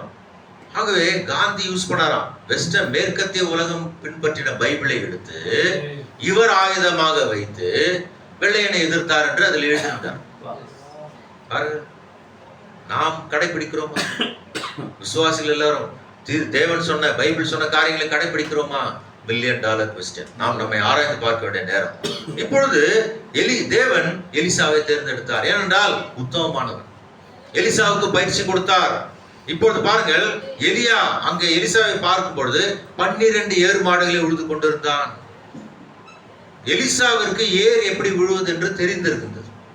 நீங்க எத்தனை, நம்ம எல்லாம் சிட்டி, யாருமே கிராமத்தில் தேர்ந்து வந்திருக்கீங்களா? யாருமே ஏர் எப்படி விழுவாங்க? இப்படி வளைஞ்சு வளைஞ்சு விடுவாங்களா? Correct, almost. God bless you. ஸ்ட்ரைட்டா தான் போவாங்க. அதே போல எலிசா அங்க ஏறு விழுதல் ஸ்ட்ரைட்டா செஞ்சானாம். ப்ராஃபட்டும் சொல்லுகிறார், இந்த செய்தியில நாம் ஸ்ட்ரைட்டாக நடக்க வேண்டும், பின்னால பார்த்து கொண்டு நடக்கக்கூடாது. ஸ்ட்ரைட். எலிசாவுக்கு தெரியும், நேராக வார்த்தையில் சென்றான். திரும்பி ஏறு விழும்போது திரும்பி ப்ராஃபட் சொல்கிறார், he kept the plow straight. அந்த ஏறு விழும் களத்தை ஸ்ட்ரைட்டா எடுத்துக்கொண்டு சென்றான். அவனுக்கு தெரியும், திரும்பி பார்த்தால் இந்த ஏர் என்னாகும், வளைந்து போய்விடும். அவனுக்கு தெரியும். பாருங்கள், கலப்பையின் மேல் கை வைத்தவன் இயேசு சொன்னார், திரும்பி பின்னிட்டு பார்க்க மாட்டான். பாருங்க, அவர் சொன்னார், அவன் நேராக பார்த்தான். தேவன் அவனுக்கு ட்ரைனிங் கொடுத்தார், பொறுமையை கொடுத்தார். அந்த எருதுகள் சொன்ன உடனே நேரா போயிடாது. என்ன பண்ணும், அதை அடிக்கணும், அது சத்தம் போடணும், அதுக்கே உன் பிராணம் போயிடும். சத்தம் போடணும், பொறுமையா அதை நடத்தணும். இல்லைன்னா என்ன பண்ணும், அப்படி ஒண்ணு ஓட இப்படி ஒண்ணு. கற்பனை பண்ணி பாருங்க, 12 இன்றைக்கு நம்ம மிஷின் வச்சிருக்கிறோம், 12 ஏர் மாடுகளை ஸ்ட்ரைட்டா நடத்துகிறான். எலிசாக்கு அந்த பயிற்சியை கொடுத்தார். ஏன்? பிற்காலத்தில் அவன் தேவனுடைய ஊழியத்தை செய்ய பயிற்சி பெறுகிறான், இயற்கையில பயிற்சி பெறுகிறான். எலிசா அவன் பாருங்கள், நாம் 2ஆம் அதிகாரத்துல வாசித்தோம். அங்க இருக்கிற மக்கள் எலிசா என்ன சொல்றாங்க, எலியா தேர்ந்தெடுத்துட்டார். ஆனா அந்த தீர்க்கதரிசி புத்தர் என்ன சொல்றாங்க, எலிசா கொஞ்சம் கூட இருப்பா, இப்ப PhD பட்டம் கிடைக்கும் உனக்கு, கொஞ்சம் இருப்பா, இந்த பட்டம் வாங்கலாம்ப்பா. அவன் சொன்னா, இல்லை, கர்த்தரோட ஜீவனை கொண்டு சொல்கிறேன். அவன் பேராதான் எலியா சொல்றான், கில்காலிலே இரு, பெத்தேல்ல இரு. ஆனா எலிசா என்ன சொல்றான், கர்த்தரோட ஜீவனை உம்முடைய ஜீவனை சொண்டு கொள்கிறேன், நான் உன் பின்னாலதான் வருவேன். நாமும் இந்த செய்தியை பெற்ற பிறகு பின் திரும்ப கூடாது, நேரா செல்ல வேண்டும், ஏர்போர்ட்டில் செல்ல வேண்டும், தேவன் கொடுத்த கடமைகளை கரெக்டா செய்ய வேண்டும். ஆக இங்கே பாருங்கள், இங்கே எலிசா திரும்பியே பார்க்கவில்லை. அவன் சொன்னா, நான் உம்மை விடுகிறதில்லை. அங்கே தீர்க்கதரிசி புத்தர்கள் வருகிறார்கள், உன் தலை தான் போயிடுறாரு.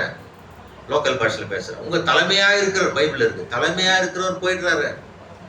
இருப்பா, கொஞ்ச நேரம் சாப்பிட்டு போலாம், பிரியாணி சாப்பிட்டு போலாம். அவன் சொன்னோம், நான் அவர் பின்னால தான் போவேன். பாருங்கள், நான் அவர் பின்னாலே சென்றார். திரும்ப சொல்கிறார், ஒரு மனிதன் தேவனை ருசி பார்த்தான் என்றால் கர்த்தர் நல்லவர் என்பதை ருசித்து பாருங்கள். அவர் மேல் நம்பிக்கையா இருக்கிற மனுஷன் பாக்கியவான். ஒரு மனிதன் தேவனை ருசித்து பார்த்தான் என்றால் இந்த ஸ்தாபன வெடிப்புள்ள தொட்டிகளிலிருந்து குடிக்கவே மாட்டான். 6ஆம் முத்திரையில் சொல்கிறார், தாகத்தை உண்டாக்குகிற தேவன், அந்த தாகத்தை தேவனை கொண்டு தான் நாம் தீர்க்க வேண்டும். உலகத்தின் காரியத்தை கொண்டு இந்த தாகத்தை தீர்க்க உங்களுக்கு எவ்வளவு தைரியம் என்று கேட்கிறார். நாம் உலகத்தை கொண்டு தாகத்தை தீர்ப்பது எவ்வளவு? தேவன் என்றால் தேவனை ருசித்து பார்த்தால் திரும்பவே மாட்டோம். ஒரு புலி, இந்தியாவின் தேசிய விலங்கான நேஷனல் அனிமல் தானே சார், டைகர். இந்திய அந்த புலியை யாருமே சாகடிக்க கூடாது. அந்த புலியை வேட்டையாடினால் சிறை தண்டனை இந்திய சட்டப்படி. ஆனால் அந்த புலி ஒரு மனிதனை கொண்டு சாப்பிட்ட பிறகு அது வேறு விலங்கை வேட்டையாடாது. ஏனென்றால் மனித ரத்தம் அதுக்கு ரொம்ப டேஸ்டா மாறிடும் அந்த புலிக்கு. அதற்கப்புறம் அப்போ என்ன செய்வாங்க, இந்திய அரசாங்கம் ஒரு சட்டம், தமிழக அரசு இந்திய அரசு ஒரு சட்டம், ஒரு ஆர்டர் கொடுப்பாங்க, இந்த புலியை பிடிக்கலாம், கொல்லலாம். உடனே வனத்துறை என்ன செய்வார்கள், அந்த புலியை பிடிக்க முயல்வார்கள், இல்லை கொண்டு விடுவார்கள். ஏனென்றால் அது மனித ரத்தத்தை டேஸ்ட் பண்ண பிறகு மற்றதை சாப்பிட. அதே போல ஒரு மனிதன் கர்த்தரை ருசி பார்த்த பிறகு அவருடைய அந்த பரலோக முன் ருசியை அவன் தன் ஆத்மாவில் பெற்ற பிறகு உலகத்தை திருப்பி பார்க்க மாட்டான். உலகம் இழுக்கும், ஆனால் உலகத்தை பார்க்க மாட்டான். அவங்க எலிசா பாருங்கள், அங்கே எலியாவை பார்த்து விட்டான், திரும்பி கண்டுக்கவே இல்லை. எவ்வளவு சொல்றாங்க, கண்டுக்கவே இல்லை. திரும்ப சொல்கிறார், என்னை தயவுசெய்து என்னை ஒன்றும் பேசாது, நான் என் வேலையை பார்க்கிறேன். இப்படியே சொல்றாரு திரும்ப. எலிசா அப்படி சொன்னானா, நான் எங்கே செல்கிறேன்னு தெரியும். ஆகவே திரும்ப சொல்கிறார், அப்படிப்பட்ட மனிதர் தேவனுக்கு தேவை. இப்படிப்பட்ட ஆண்களும் பெண்களும் தேவனுக்கு தேவை. பாதையை விட்டு விலகாத ஆண்களும் பெண்களும் தேவனுக்கு தேவை. திரும்ப சொல்கிறார், தேவனுடைய பிள்ளைகள் பயம் இல்லாமல் இருப்பார்கள். பயமே இருக்காது அவர்களுக்கு. பாருங்கள், ப்ராஃபட் சொல்லி இப்போது எலிசாவும் எலியாவும் யோர்தான் அண்டை வருகிறார்கள். திரும்ப சொல்கிறார், ஒவ்வொரு மனிதனுக்கும் யோர்தான் அவசியமா இருக்கிறது. அங்கே பார்த்து அழகான ஓமை, கிறிஸ்துவும் அவருடைய தீர்க்கதரிசியும். பாருங்கள், திரும்ப சொல்கிறார், எவ்வளவு அழகான ஒரு காரியம், கிறிஸ்துவும் அவருடைய சபையும். எலிசா கிறிஸ்துவும் அவருடைய சபையும். பாருங்கள், அவருடைய மனவாட்டியும் அவருடைய மிஸ்ஸஸ் ஜீசஸும். இங்க பாருங்கள், எனக்கு தெரியும் சொல்கிறான், நான் அவரோடு போகிறேன். ஆமென். திருக்க சொல்கிறார், ஒவ்வொரு மனிதனுக்கும் யோர்தான் தேவை. தேவை. ஆமென். அப்சல்யூட்லி. யோர்தான் தேவை. யோர்தான் என்றால் மரணம். யோர்தான் என்றால் வேறு பிரிதல். ஆமென். உலகத்திலிருந்து நாம் வேறு பிரிய வேண்டும். அந்த மகத்தான காந்த சக்தி வரும்பொழுது காந்தம் இங்க இரும்புகள்லாம் மேல போய் ஒட்டிக்கும். உண்மைதான். ஆனால் சில இரும்புகள் இருக்குது, அந்த இரும்புகள் பூமியில நடப்பட்டிருந்தால் மேலே போக. நாமும் உலகத்தின் காரியத்தில் சிக்கிக்கொண்டு நாம் மாசுபட்டு இருப்போமானால் மேலே போக மாட்டோம், அவரோட போக மாட்டோம். ஒரு காரியம் ஷாக்கா இருந்தது.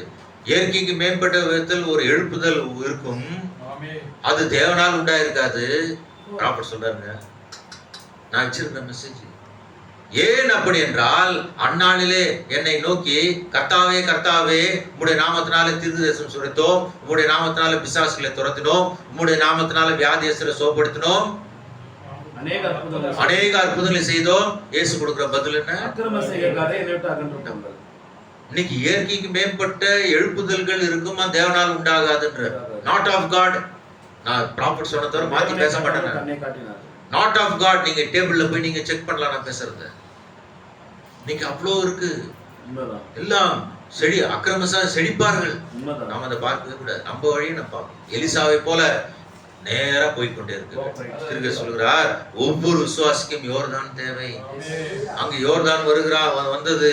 எலிசா பார்த்து கொண்டே இருந்தான். அங்கே யோர்தான் கரை பிறண்டு ஓடுகிறது. ஆனால் இயேசு கிறிஸ்து வல்லமையை கொண்டு யோர்தானை கடக்க வேண்டும் என்று சொல்லுகிறாங்க. யோர்தானை கடக்க வேண்டும். நாம் விசுவாசிகளாக நாம் யோர்தான் நதி கண்டே நிற்கிறோம். அந்த யோர்தானின் குளிர்ந்த தண்ணீர் நம் கால்களில் மேல் படுகிறது. நாம் தாண்டித்தான் ஆக வேண்டும். அது என்னது? உலகத்தை விட்டு, உலகத்திலும் அதில் அன்பு கூறாமல் நாம் யோர்தானை தாண்டி அக்கறை போக வேண்டும். இப்போது எலியா எடுத்துக்கொள்ளப்பட்டான். அடுத்து எலிசா என்ன செய்கிறான்? யோர்தானை கடக்கிறான். நாமும் அப்படித்தான். நமக்கு எல்லோருக்கும் ஒரு யோர்தான் தேவை. நாம் கடக்க வேண்டும். நாம் கடந்தான் செல்ல வேண்டும். சினிமா நம்ம இழுக்கும், டிவி நம்ம இழுக்கும், சினிமா பாட்டு நம்ம இழுக்கும். சினிமா பாட்டு அப்சல்யூட் டெவில். ஆமென். ப்ராஃபட் சொல்லுகிறார், ஜூக் பாக்ஸ். 1950களில் அதுக்கு பேர் ஜூக் பாக்ஸ். JUKEBOX, பிசாசு என்று சொல்கிறார். இன்றைக்கு நம்ம சினிமா பாட்டு கேட்கிறோம் என்றால் பிசாசை கேட்டுக்கொண்டு இருக்கிறோம். ஆமென். Jukebox. Cinema is a devil. Cinema பார்க்கிறோம் என்றால் அது ஒரு பிசாசு. அதற்கு மேலாக செல்போன் உட்கார்ந்து இருக்கிறது. அந்த செல்போனில் நாம் சீரிஸ் பார்த்து கொண்டு இருப்போமானால், கேம்ஸ் விளையாடி கொண்டு இருப்போமானால் பிசாசு. தேவன் பார்த்து கொண்டே இருக்கிறார். நீங்க நினைக்கலாம் நம்ம ஒளிஞ்சிருந்து செய்யலாம், பெரிய கண்ணுனை பார்த்துட்டு பாருங்கள். ஒவ்வொரு விசுவாசிக்கும் ஒரு யோர்தான். எலிசா அப்படி கீழ்ப்படிதனால் ஒவ்வொரு விவசாயியின் பெயரை அழியாத நிலைக்கு தேவன் மாற்றினாராம். இன்றைக்கும் எலிசாவை பத்தி பேசுகிறோம். ஏன்? அவன் கீழ்ப்படிந்தான். தேவன் சொல்கிறார், God made him immortal. நமக்கும் அந்த ஒரு சமயம் வருகிறது. நாம் வேறு பிரிய வேண்டும். பவுலை பாருங்கள், அவனை போல ஒரு அறிவாளி. ஆனா பாருங்கள், அவன் இங்கே கிறிஸ்தவர்களை துன்புறுத்த வேண்டும் என்று அவன் நிருபங்களை கேட்டு வாங்கினான். தேவன் பார்த்தார், அப்படியா நீ யார் டெஸ்டம் புஸ்தகத்தை எழுதியான்னு சொல்லிட்டு அவன் கமாலியிடம் போய் சென்றான். எல்லாம் கற்றுக்கொண்டான். தேவன் பார்த்தார், அவனை ஒரு தட்டு தட்டினார், வேறு பிரித்தார். அவனை ஒரு வனாந்தரத்துக்கு, அவன் எருசலேமுக்கு திரும்பி போலன்ற. கமாலிட்ட போய் என்ன செய்யலாம்னு கேட்க போலையாம். அப்படியே போயிட்டான். எகிப்துக்கு சென்றான். எல்லா ஞானத்தையும் இழந்தான். தேவன் ஞானத்தை பெற்றான். நிருபங்களை எழுதினான். சொல்கிறார், தேவனுக்கு இப்படிப்பட்ட மனிதர் தான் தேவை. தேவன் உலகத்தை நம்மிலிருந்து வெறுமையாக்க வேண்டும். பாருங்கள், தேவனுக்கு அப்படிப்பட்ட ஆண்களும் பெண்களும் தேவை. தேவனோடு தரித்து நிற்கிற அந்த யோர்தானை தாண்டி வருகின்ற நபர்கள் தான் தேவை. ஏனென்றால் அவருடைய மகிமைக்கென்று அவர்களை உபயோகப்படுத்துவார். திரும்ப சொல்கிறார், தேவன் இன்றைக்கு யுத்த களத்திற்கு யாரை கூப்பிடுகிறார்? பாஸ்டர்களை கூப்பிடவில்லை, சுவிசேஷர்களை கூப்பிடவில்லை, மனிதரையும் பெண்களையும் கூப்பிடு. Men and women. நீங்க உட்கார்ந்து இருக்கிற சகோதரிகள், நீங்கள் தேவனுக்கு தேவை. யுத்த களத்திற்கு நீங்கள் தேவை. நீங்க உட்கார்ந்து இருக்கிற சகோதரர்கள் வெறும் பாஸ்டர்கள், பிரசங்கிமார்கள் அல்ல, நீங்களும் தேவனுக்கு தேவை. யுத்த களத்தில் தேவனுக்கு தேவை. அவர் பாருங்கள், தேவன் இன்றைக்கு அப்படிப்பட்டவர்களை அழைக்கிறார். அவர் உங்களை யோர்தானை கடக்க அழைக்கின்றார். யோர்தானை கடந்து அவரிடம், ஏனென்றால் அப்பொழுது அவரால் உங்களை வணைய முடியும். அவர் பாருங்கள், தன்னுடைய ஒரு பொண்ணை எடுத்து ஒரு தட்டான் என்ன செய்கிறான், அடித்து அடித்து அடித்து அடித்து தன்னுடைய படம் அதுல தெரியுதான்னு பார்ப்போம். அப்புறம் தான் அந்த பொண்ணை விடுவார். திருக சொல்லுகிறார், இப்பொழுதும் அதே செய்து கொண்டிருக்கிறார். நம்முடைய குமாரன் ஆவியை அனுப்பி 2000 வருடங்களுக்கு பிறகு பெரிய பெரிய அற்புதங்களை செய்து கொண்டிருக்கிறார். உண்மை. இன்னைக்கு நிறைய ஊழியக்காரங்க ஸ்தாபன கூட்டத்துல இப்ப தேவன் நடக்க வைக்கிறான்னு சொல்லிட்டு வீல் சேர்ல ஒருத்தனை எழுப்புறாங்க. எழுப்பி அவன் நடந்து போக மாட்டான், 2 அசிஸ்டன்ட் பிடிச்சிக்கிறான். அவன் அந்த எமோஷன்ல உற்சாகத்துல கத்துறான். அவன் காலை நான் உத்து பார்த்தேன், அப்படியே வளைஞ்சுன்னு தான் போயிட்டு இருக்கு. ஆனா தீர்க்கதரிசி ஊழியத்துல அந்த நேரத்துல கால் வளர்ந்தது. ஒரு சகோதரன் இந்தியாவுக்கு வந்து சாட்சி சொன்னார். பெரிய கிரீன் சொன்ன சாட்சியை நான் டைரக்டா கேட்டேன். எட்பிஸ்கல் சொன்ன சாட்சியை நான் டைரக்டா கேட்டேன். சகோதரர்கள், பெரிய கிரீன் தீர்க்கதரிசியோடு இருந்த ஒரு சகோதரன், அவர் சென்னைக்கு விஜயம் செய்தப்போ சொன்னார், நான் 14 வயது இளைஞனா இருக்கும்போது பிளாட்ஃபார்ம் மேல இருந்து நான் கீழே இருந்தேன், தீர்க்கதரிசி ஜெபித்தார், ஒரு கால் அப்படியே வளர்ந்தது என்று சொன்னார். அப்படிப்பட்ட அற்புதங்களை தேவன் இந்த கடைசி காலத்தில் செய்திருக்கிறார். 2000 ஆகவே தேவன் தீர்க்க சொல்கிறார், நாம் இன்றைக்கு சரண்டர் ஆக வேண்டும். இப்பொழுது சில சம்பவங்கள் நடைபெற்று கொண்டிருக்கிறது. நம்ம செல்போன்லயும் யூடியூப்லயும் இன்ஸ்டாலயும் ரொம்ப பிஸியா இருக்கிறதுனால இதெல்லாம் நம்ம கவனிக்கிறது. யாரை பார்த்தாலும் பாரு இன்ஸ்டாகிராம், பைத்தியம் மாதிரி நிக்கிறான். தலை ஒரு சைடு, உடம்பு ஒரு சைடு, கால் ஒரு சைடு, ஒரு கால் இந்த சைடு. நான் பாக்குறேன், ரோட்ல பைத்தியங்களை பாக்குறேன். இவன் கேமரா என்ன பண்றான், கிட்ட போறான் தூரம் எடுக்கிறான், கிட்ட போறான் தூரம் எடுக்கிறான். இன்ஸ்டாகிராம், நம்ம யூடியூப், ஃபேஸ்புக், இன்ஸ்டாகிராம்ல பிஸியா இருக்கிறதுனால இப்போ நடக்கிற சம்பவங்கள் நமக்கு தெரியாம போயிட்டு. இப்போ சமயமா இப்போ நடக்கிற சம்பவத்தை நான் சொல்றேன். தீர்க்கதரிசியோட சப்தத்தோடு உங்களுக்கு சொல்லுவேன். ட்ரம்ப் என்ன செஞ்சார் 2 மாசம் முன்னாடி? ஒரு நாட்டை படையெடுத்து ஈரான் இப்ப ரெடியா இருக்கிறான். ஈரான் ரெடியா இருக்கிறான். கரெக்ட் தான். பிரசைங்கள் அப்டேட்டா இருக்கணும் அந்த விஷயத்துல. வெனிசுலா போய் என்ன செய்தான், அங்க இருக்கிற பிரசிடென்ட் தூக்கிட்டு வந்துட்டான்.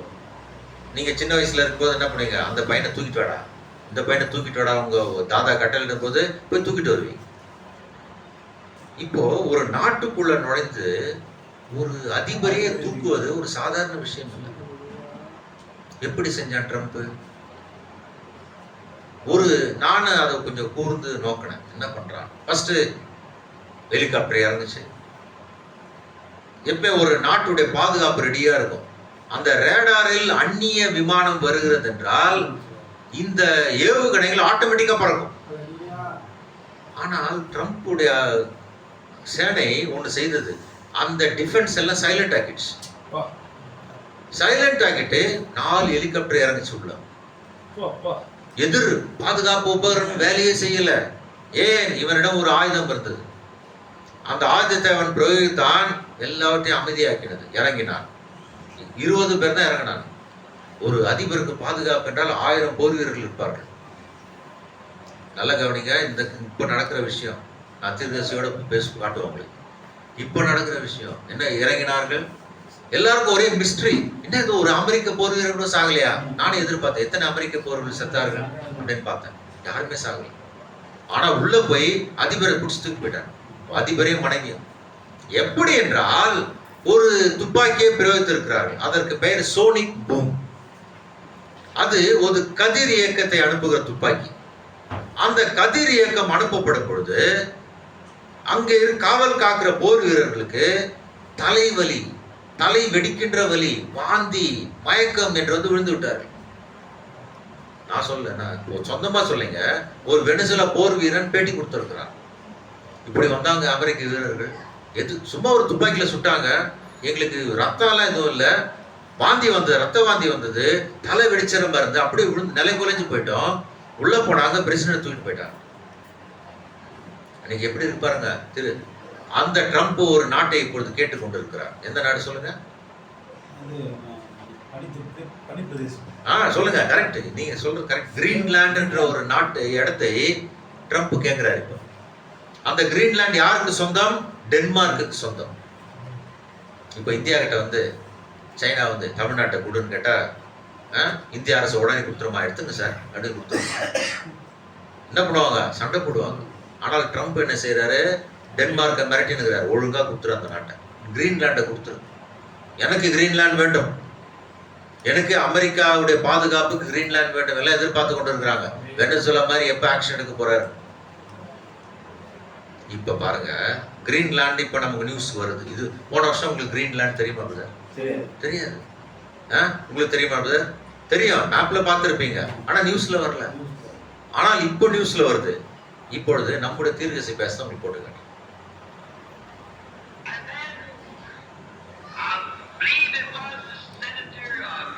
கேக்குதா?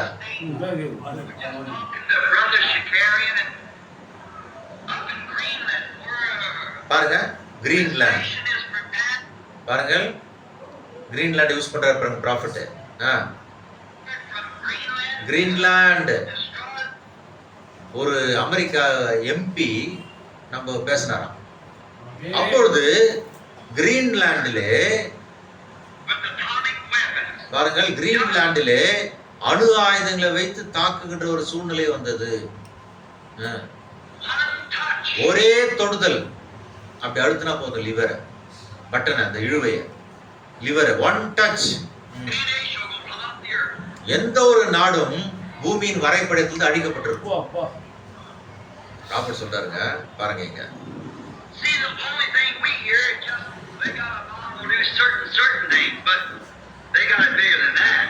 பாருங்கள், குறிப்பிட்ட அணுகுண்டுகள் நமக்கு தெரியும், ஆனால் அதை விட அதிகமாக அவர் வைத்திருக்கிறார்கள்.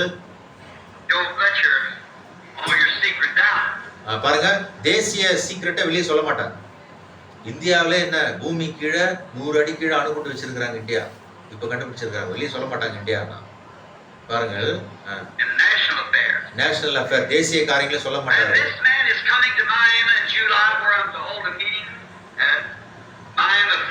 புளோரிடாவில் நான் கூட்டம் நடத்த போகிறேன், இந்த எம்பி வரப்போகிறார். அவர் எனக்கு சொன்னார்.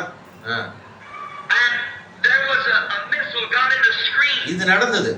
அந்த நேரத்தில் ஒரு ஏவுகணை ராடாரில் தெரிந்ததாம். ஒரு ஏவுகணை தெரிந்தது.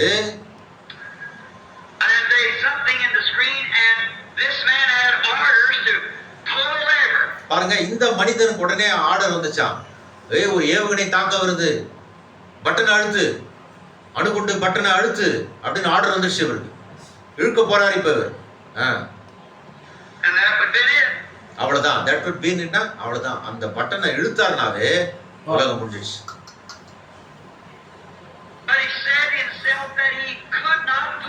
ஆனால் இவர் சொல்லுகிறார், அவர் சொன்னாராம், ஏன் பாஸ்டர் எங்கிட்ட சகோதரன்கிட்ட, என்னால் அந்த பட்டனை இழுக்கவே முடியல. ஆர்டர் வந்துடுச்சு, எனக்கு இழுக்கவே முடியவில்லை.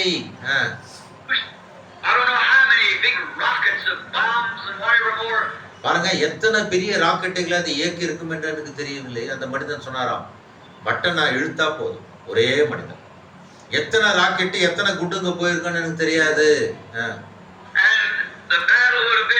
பாருங்க, அதுல இருந்து ஒரு யுத்தம் ஆரம்பித்து விட்டு இருக்கும். ஆனால் ஏதோ ஒரு சக்தி அவன் அந்த பட்டனை இழுக்காதபடிக்கு தடுத்துதான். தீர்க்க சொல்லுகிறார், அது தேவனாகத்தான், அது தேவனாகத்தான் இருக்க வேண்டும். பாருங்கள், இங்க இருக்கிற ரட்சிக்கப்படாத யாராவது இருக்கிறார்கள் என்பதற்காக அங்க மாத்திரம் இல்ல, நம் மத்தியில் இருக்கிறவர்களும் கூட பரிபூர்ணப்படாமல் யாராமல் இருக்கலாம். அவரால் முன்குறிக்கப்பட்டவர்கள் ரட்சிக்கப்படாமல் யாராலும் இருக்கலாம். அதற்காக தேவன் அந்த நாளிலே அந்த பட்டனை இயக்க தடுத்தார். வரலாற்றில் இருக்கிற, அதை பத்தி நான் படிச்சிருக்கிறேன். தீர்க்கதரிசி சொல்றாரு, இப்ப கிரீன்லாந்து யூஸ் பண்றாரு பாருங்க. பாருங்கள், அந்த ரட்சிக்கப்பட்ட ஆத்மா வரும் வரை அந்த அழிவு நடக்காது. அது அர்த்தம் என்னன்னா, எவ்வளவு அழிவுக்கு நெருங்கி நாம் இருக்கிறோம் என்பதை இது காண்பிக்கிறதே. இது 1961 பேசுறது, இன்றைக்கு 2026. எவ்வளவு கிட்ட நாம இருக்கிறோம். இன்னும் நம்ம இன்ஸ்டாகிராம், பேஸ்புக், செல்போனு, சினிமா, மத்தவனை திட்டுறது, கண்ணாமண்ணான்னு பேசுறது, கசப்பு வைத்திருந்தால் சிம்பிளா தேவன் தள்ளி விட்டுருவார். அக்கிரம செய்கைக்காரரே, இன்னும் டிவி பார்த்து கொண்டிருந்தால், டிவியில் இருக்கிற சீரியலை தொலைக்காட்சி பிசாசு என்று சொல்லுகிறார். என்கிட்ட துப்பாக்கி கொடு, ஃபர்ஸ்ட் நான் அதை தான் சுடுவேன்ற. ஒண்ணும் நான் இது என்னுடைய கருத்து இல்லை, செய்தியில போய் பார்த்துக் கொள்ளுங்கள். செல்போனில் தொடர்ந்து நாம் இன்ஸ்டாகிராம், ஃபேஸ்புக், அந்த புக்கு, இந்த புக்கு, ட்விட்டர் மட்டும் யூஸ் பண்றது இல்லைன்னா இங்கிலீஷ்ல எழுதும், அதை மட்டும் நம்மளால யூஸ் பண்றது இல்லை. தமிழ் அதையும் டைப் படிக்கணுங்க. எல்லாம் இன்ஸ்டாகிராம்ல என்ன வருது? குப்பை தான் வருது. ஏதாவது இல்ல பிரதர், செய்திக்கான செய்தியில என்ன செய்தி, என்ன ஒரு நிமிஷம் பார்த்துட்டு 100 நிமிஷம் இன்ஸ்டாகிராம் பார்ப்பேன், வீடியோ பார்ப்பேன், ரீல் பார்ப்பேன். ரீல் என்றால் என்ன? நீ ரீலை பார்த்து நீயே ரீல் ஆயிடுற, வாழ்க்கையே ரீல் ஆயிடுது. ரீல் என்ன? போலி. திருகசி எச்சரிக்கிறார், இது நடந்ததுங்க. ஏனென்றால் நான் அது புக்குங்களை படிச்சிருக்கிறேன். திடீரென்று ஒரு ஸ்கிரீன்ல ஒரு மிசைல் வந்துதான், ஏவுகணை. உடனே ஆர்டர்ஸ் பார்த்தது, ஏய் சுடாத, சீக்கிரம் அடி. அவன் ரஷ்யாக்காரன் அமைச்சது சாதாரண ஒரு ஏவுகணை. ஆக்சுவலா இவர்கள் பயந்து போய் ஆர்டர்ஸ் கொடுத்துட்டாங்க, அந்த லிவரை இழுத்தால் ஏவுகணைகள் எல்லாம் பறக்கும், இது எதிரி நாட்டை தாக்கும். அவன் சும்மா இருக்கானா? அவன் என்ன பண்ணுவான்? 100 ஏவுகணை வந்தா 200 அனுப்புவான், எல்லாம் போயிருக்கு உலகமே. 1962 கியூபாவில் ஒரு பிரச்சனை வந்து, நான் சொன்னதெல்லாம் போய் ரெஃபர் பண்ணணும். கியூபாவில் ஒரு பிரச்சனை வந்தது, ஏற்கனவே பட்டன் மேல கை வச்சிட்டாங்க, கை வைத்து விட்டார்கள். ஆனால் ராஜதந்திரிகள், டிப்ளமேட்ஸ் என்ன பண்ணாங்க? சீக்கிரம் பேசி தீர்த்து முடிச்சாங்க, லாஸ்ட் மினிட்ல முடிச்சாங்க. இல்லை என்றால் என்ன இருக்கும்? அணுகுண்டு பறந்திருக்கும் 1962. சோ ஒரு சக்தி பிடித்துக் கொண்டு இருக்கிறது. ஏன்? அவரால் முன்குறிக்கப்பட்டவர்கள் உள்ளே வருவதற்காக பிடித்து வைத்திருக்கிறார். அந்த கடைசி ஆடு வரும்பொழுது விட்டு விடுவார். சொல்றார், நான் பார்க்கிறேன், ஓட்கா குடித்துக் கொண்டு ஒருவன் பொத்தான்களை அழுத்துவான். ஓட்கா யார் குடிப்பான்? ரஷ்யக்காரன் தான் குடிப்பான். அமெரிக்கன் ரஷ்யால தான் ஓட்கா இருக்கிறது, ரஷ்யா தான் அழிக்கும். நீங்க கன்ஃபார்ம் பண்ணல, நான் இஷ்டத்துக்கு நான் பேச மாட்டேன், திருக்க சொன்னதான் நான் சொல்லுவேன்.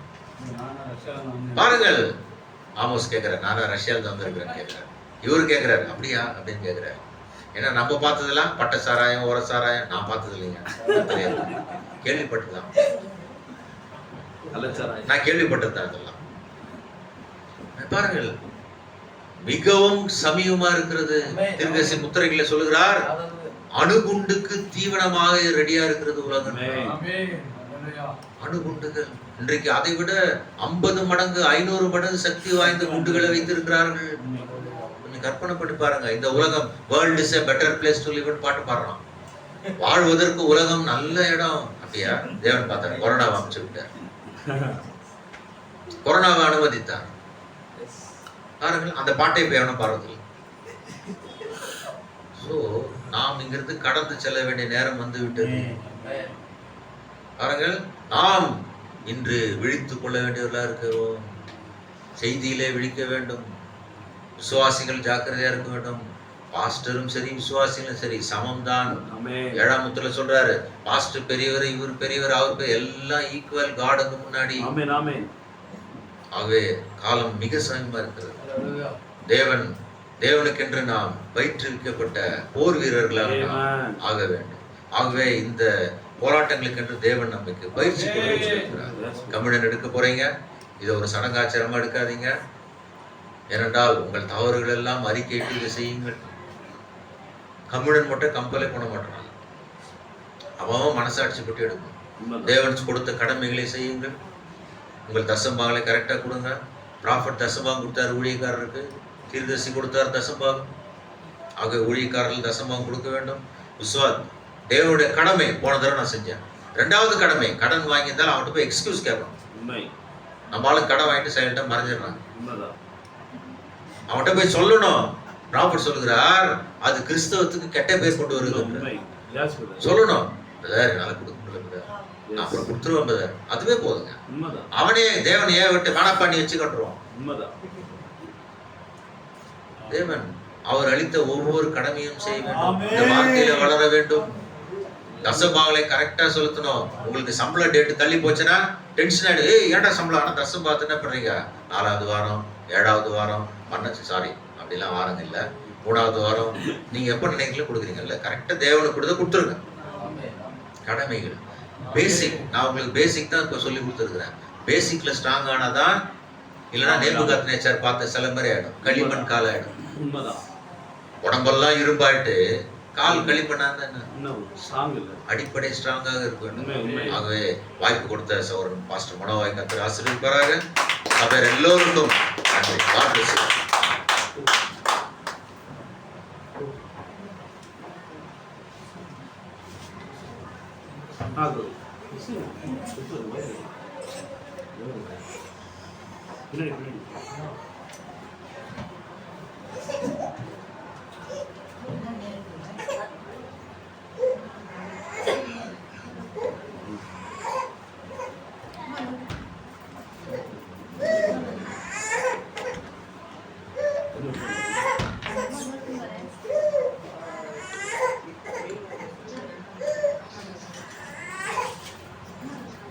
Hallelujah. Praise the Lord.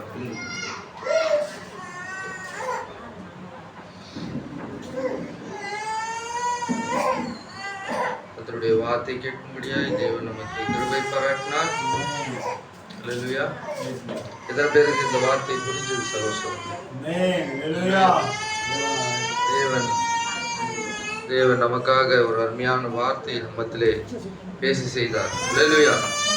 எப்படியாக தீர்க்கதரிசியை தேவர் வழி நடத்தினார் என்பதை நாம் அறிந்து கொண்டோம். ஆமென். ஒரு உத்தமமான உண்மையான தீர்க்கதரிசியை நாம் பெற்றுக்கொண்ட ஜனங்களாய். ஹல்லேலூயா. இன்னைக்கு அவர் தாழ்மையில தன்னை வெளிப்படுத்தினார். இன்னைக்கு நமக்கு அது அடிப்படையா நமக்கு தேவையான ஒன்று. எல்லாருமே ஒரு ஊழியம் வந்துட்ட உடனே, ஏதோ ஒரு காரியம் வந்தோடனே அவங்க என்ன பண்ணிடுறாங்க, பெருசா தன்னைத்தானே பெருமைப்படுத்த ஆரம்பிச்சிடுறாங்க. ஆனா தீர்க்கதரிசி எல்லா சூழ்நிலையிலுமே அவர் தேவனை தன் மூலமாய் வெளிப்படுத்த விரும்பினார். ஹல்லேலூயா. அந்த சிறு குகைக்குள்ள அவர் போகும்போது எப்படியாக தன்னை தாழ்த்தி எப்பொழுதும் தேவன் தன் மூலமாய் அல்லது தேவனை காணும்படியான அந்த காரியத்துக்குள்ள இருந்தார். ஆமென். இன்னைக்கு வார்த்தை நம்ம இடத்துல வெளிப்படும் போது நாம் அப்படிப்பட்ட தாழ்மை உடையவர்களா இருக்கணும். ஆமென். சொல்றாரு பாருங்க, அந்த தாழ்மையான இடத்துல இருந்து அவரை பெரியவனாய் மாற்றினார் என்று அவர் அழகா அதை ஒப்பிட்டு காண்பித்தார். ஹல்லேலூயா. உண்மையிலே மகத்தான ஒரு வார்த்தையை நம்ம கேட்டோம். கடைசியா சகோதரன் முடிக்கும் போது, இந்த பூமியானது அடிக்கடி நம்ம கேட்டிருப்போம், ஒரு பைத்தியக்காரனுடைய கையில ஒரு பொத்தானானது இருக்குது, அவன் அதை எப்ப அழுத்துவான்னு தெரியாது. ஹல்லேலூயா. அணுகுண்டுகள் மேல இப்படி சொல்றதை கேள்வி, ஒவ்வொரு தலை மீதும் ஒரு அணுகுண்டு இருக்குதுன்னு சொல்லுவாங்க. ஒவ்வொரு தலை மீதும் ஒரு அணுகுண்டு இருக்குதான். ஆனா நம்ம மேல அணுகுண்டு கிடையாது. வார்த்தை விசுவாசித்து தீர்க்கதரிசியோட வார்த்தையை ஃபாலோ பண்ணக்கூடிய இக்காலத்து செய்தியில வாழ்கிறோம். நம்ம மேல அணுகுண்டு கிடையாது. ஹல்லேலூயா. தேவன் நம் மீது அவருடைய பாதுகாப்பை வைத்திருக்கிறார். ஹல்லேலூயா. நாம் பிழைக்கும்படியான பாதுகாப்பின் வார்த்தை நமக்கு தந்திருக்கிறார். உண்மையிலே இந்த உலகம் அழிய முடியாது, நீங்க என்ன பண்றீங்க, ராப்சர் ஆவீங்க. ஹல்லேலூயா. உனக்கு அந்த பாதுகாப்பின் காரியத்தை வைத்திருக்கிறார். இதுதான் நம்முடைய விசுவாசமா இருக்குது. உலகம் எதை நோக்கி போகுதுன்னு தான் நமக்கு எச்சரிப்பின் சத்தமா இந்த நாள்ல பேசினார். உண்மையிலே நாம் இதெல்லாம் கேட்டுட்டோம், மெத்தனமாய் ஜீவிக்க கூடாது. உண்மையிலே அருமையான காரியங்கள் சோசியல் மீடியால போயிட்டு அதுக்குள்ள வாழ்ந்துருக்கிறாங்க பசங்கள்லாம், வாலிப பசங்கள்லாம். நிறைய பாஸ்டர்ஸ் கூட அப்படிதான் இருக்கிறாங்க. வீடியோ, ஒருத்தர் பேசின வீடியோவை பார்த்துட்டு அதுக்கு கமெண்ட் பண்றது, ஒருத்தர் திட்டுறதுக்கு அதுக்கு ஒரு ரிப்ளை பண்றது, இதெல்லாம் தேவையில்லாத வேலை. நமக்கு எது நம்ம சொன்னார் பாருங்க, எலிசா அந்த ஏறு ஊற்றத்தை 12 மாடுகளை வைத்து அவன் நேராக எதை பெற்றுக்கொண்டானோ அதை நோக்கி போனானோ. இனி நம்ம நமக்கு வார்த்தை நோக்கி போக வேண்டிய ஜீவியத்தை நாம் இருக்கும். வார்த்தை விட்டு நாம் விலகக்கூடிய ஒரு சூழ்நிலை வந்தா நீ வார்த்தை தான் நிக்கணும். வார்த்தைக்கு எதிராகவோ வார்த்தை விட்டு தாறுமாறாக நீ ஜீவிக்கூடாது. சொன்னார் பாருங்க, உன்னுடைய வாழ்க்கை சரியாக நீ போகும்போது இடது பக்கமும் வலது புறமும் சாயாம உன் பாதையில் நீ சரியா போக வேண்டியதா இருக்குது. அல்லேலூயா. இன்னைக்கு இந்த மகத்தான வார்த்தை ராபோஜனத்துக்கு முன்பாக நம்மை நாம் சரி செய்து கொள்ளும்படியான ஒரு வார்த்தை. எத்தனை பேர் சந்தோஷமா இருந்தீங்க? அருமையான செய்தி இது. உண்மையிலே இந்த வார்த்தை எங்கள் ஜீவியத்துல நாங்கள் சரி செய்து கொள்ளும்படியாய் இந்த ராபோத்துக்கு முன்பாக நம்மை நாமே சீர்தூக்கி பார்க்க முடியாது. நான் என் ஜீவிய தேவனுக்கு சரியா இருக்குதா? என் ஜீவி நான் ராபோஜன் இடத்துக்கு முன்பாக என் ஜீவி உண்மையிலே தேவனோடு அவரோடு இருக்கத்தக்க அவரோட மேசையில நான் புசிக்கத்தக்கதாக நான் தகுதியுள்ளவனா இருக்கிறேன்னா, இந்த உலகத்தை விட்டு நான் வந்துட்டேனா, வார்த்தையோட நான் நடந்து செல்றேனா அப்படின்னு இன்னைக்கு நீ பார்க்க வேண்டிய சூழ்நிலை நம்ம இருக்கிறோம். சொல்ல அப்படிப்பட்ட ஒரு வார்த்தையை கொண்டு வந்த தேவன் தாமே அருமையான பால் ஐயாவை தேவன் ஆஸ்வதிப்பாராக. கர்த்தர் இந்த அருமையான வார்த்தைகளை கொடுத்து நம்மோடு பேசின தயவுக்காக நன்றி.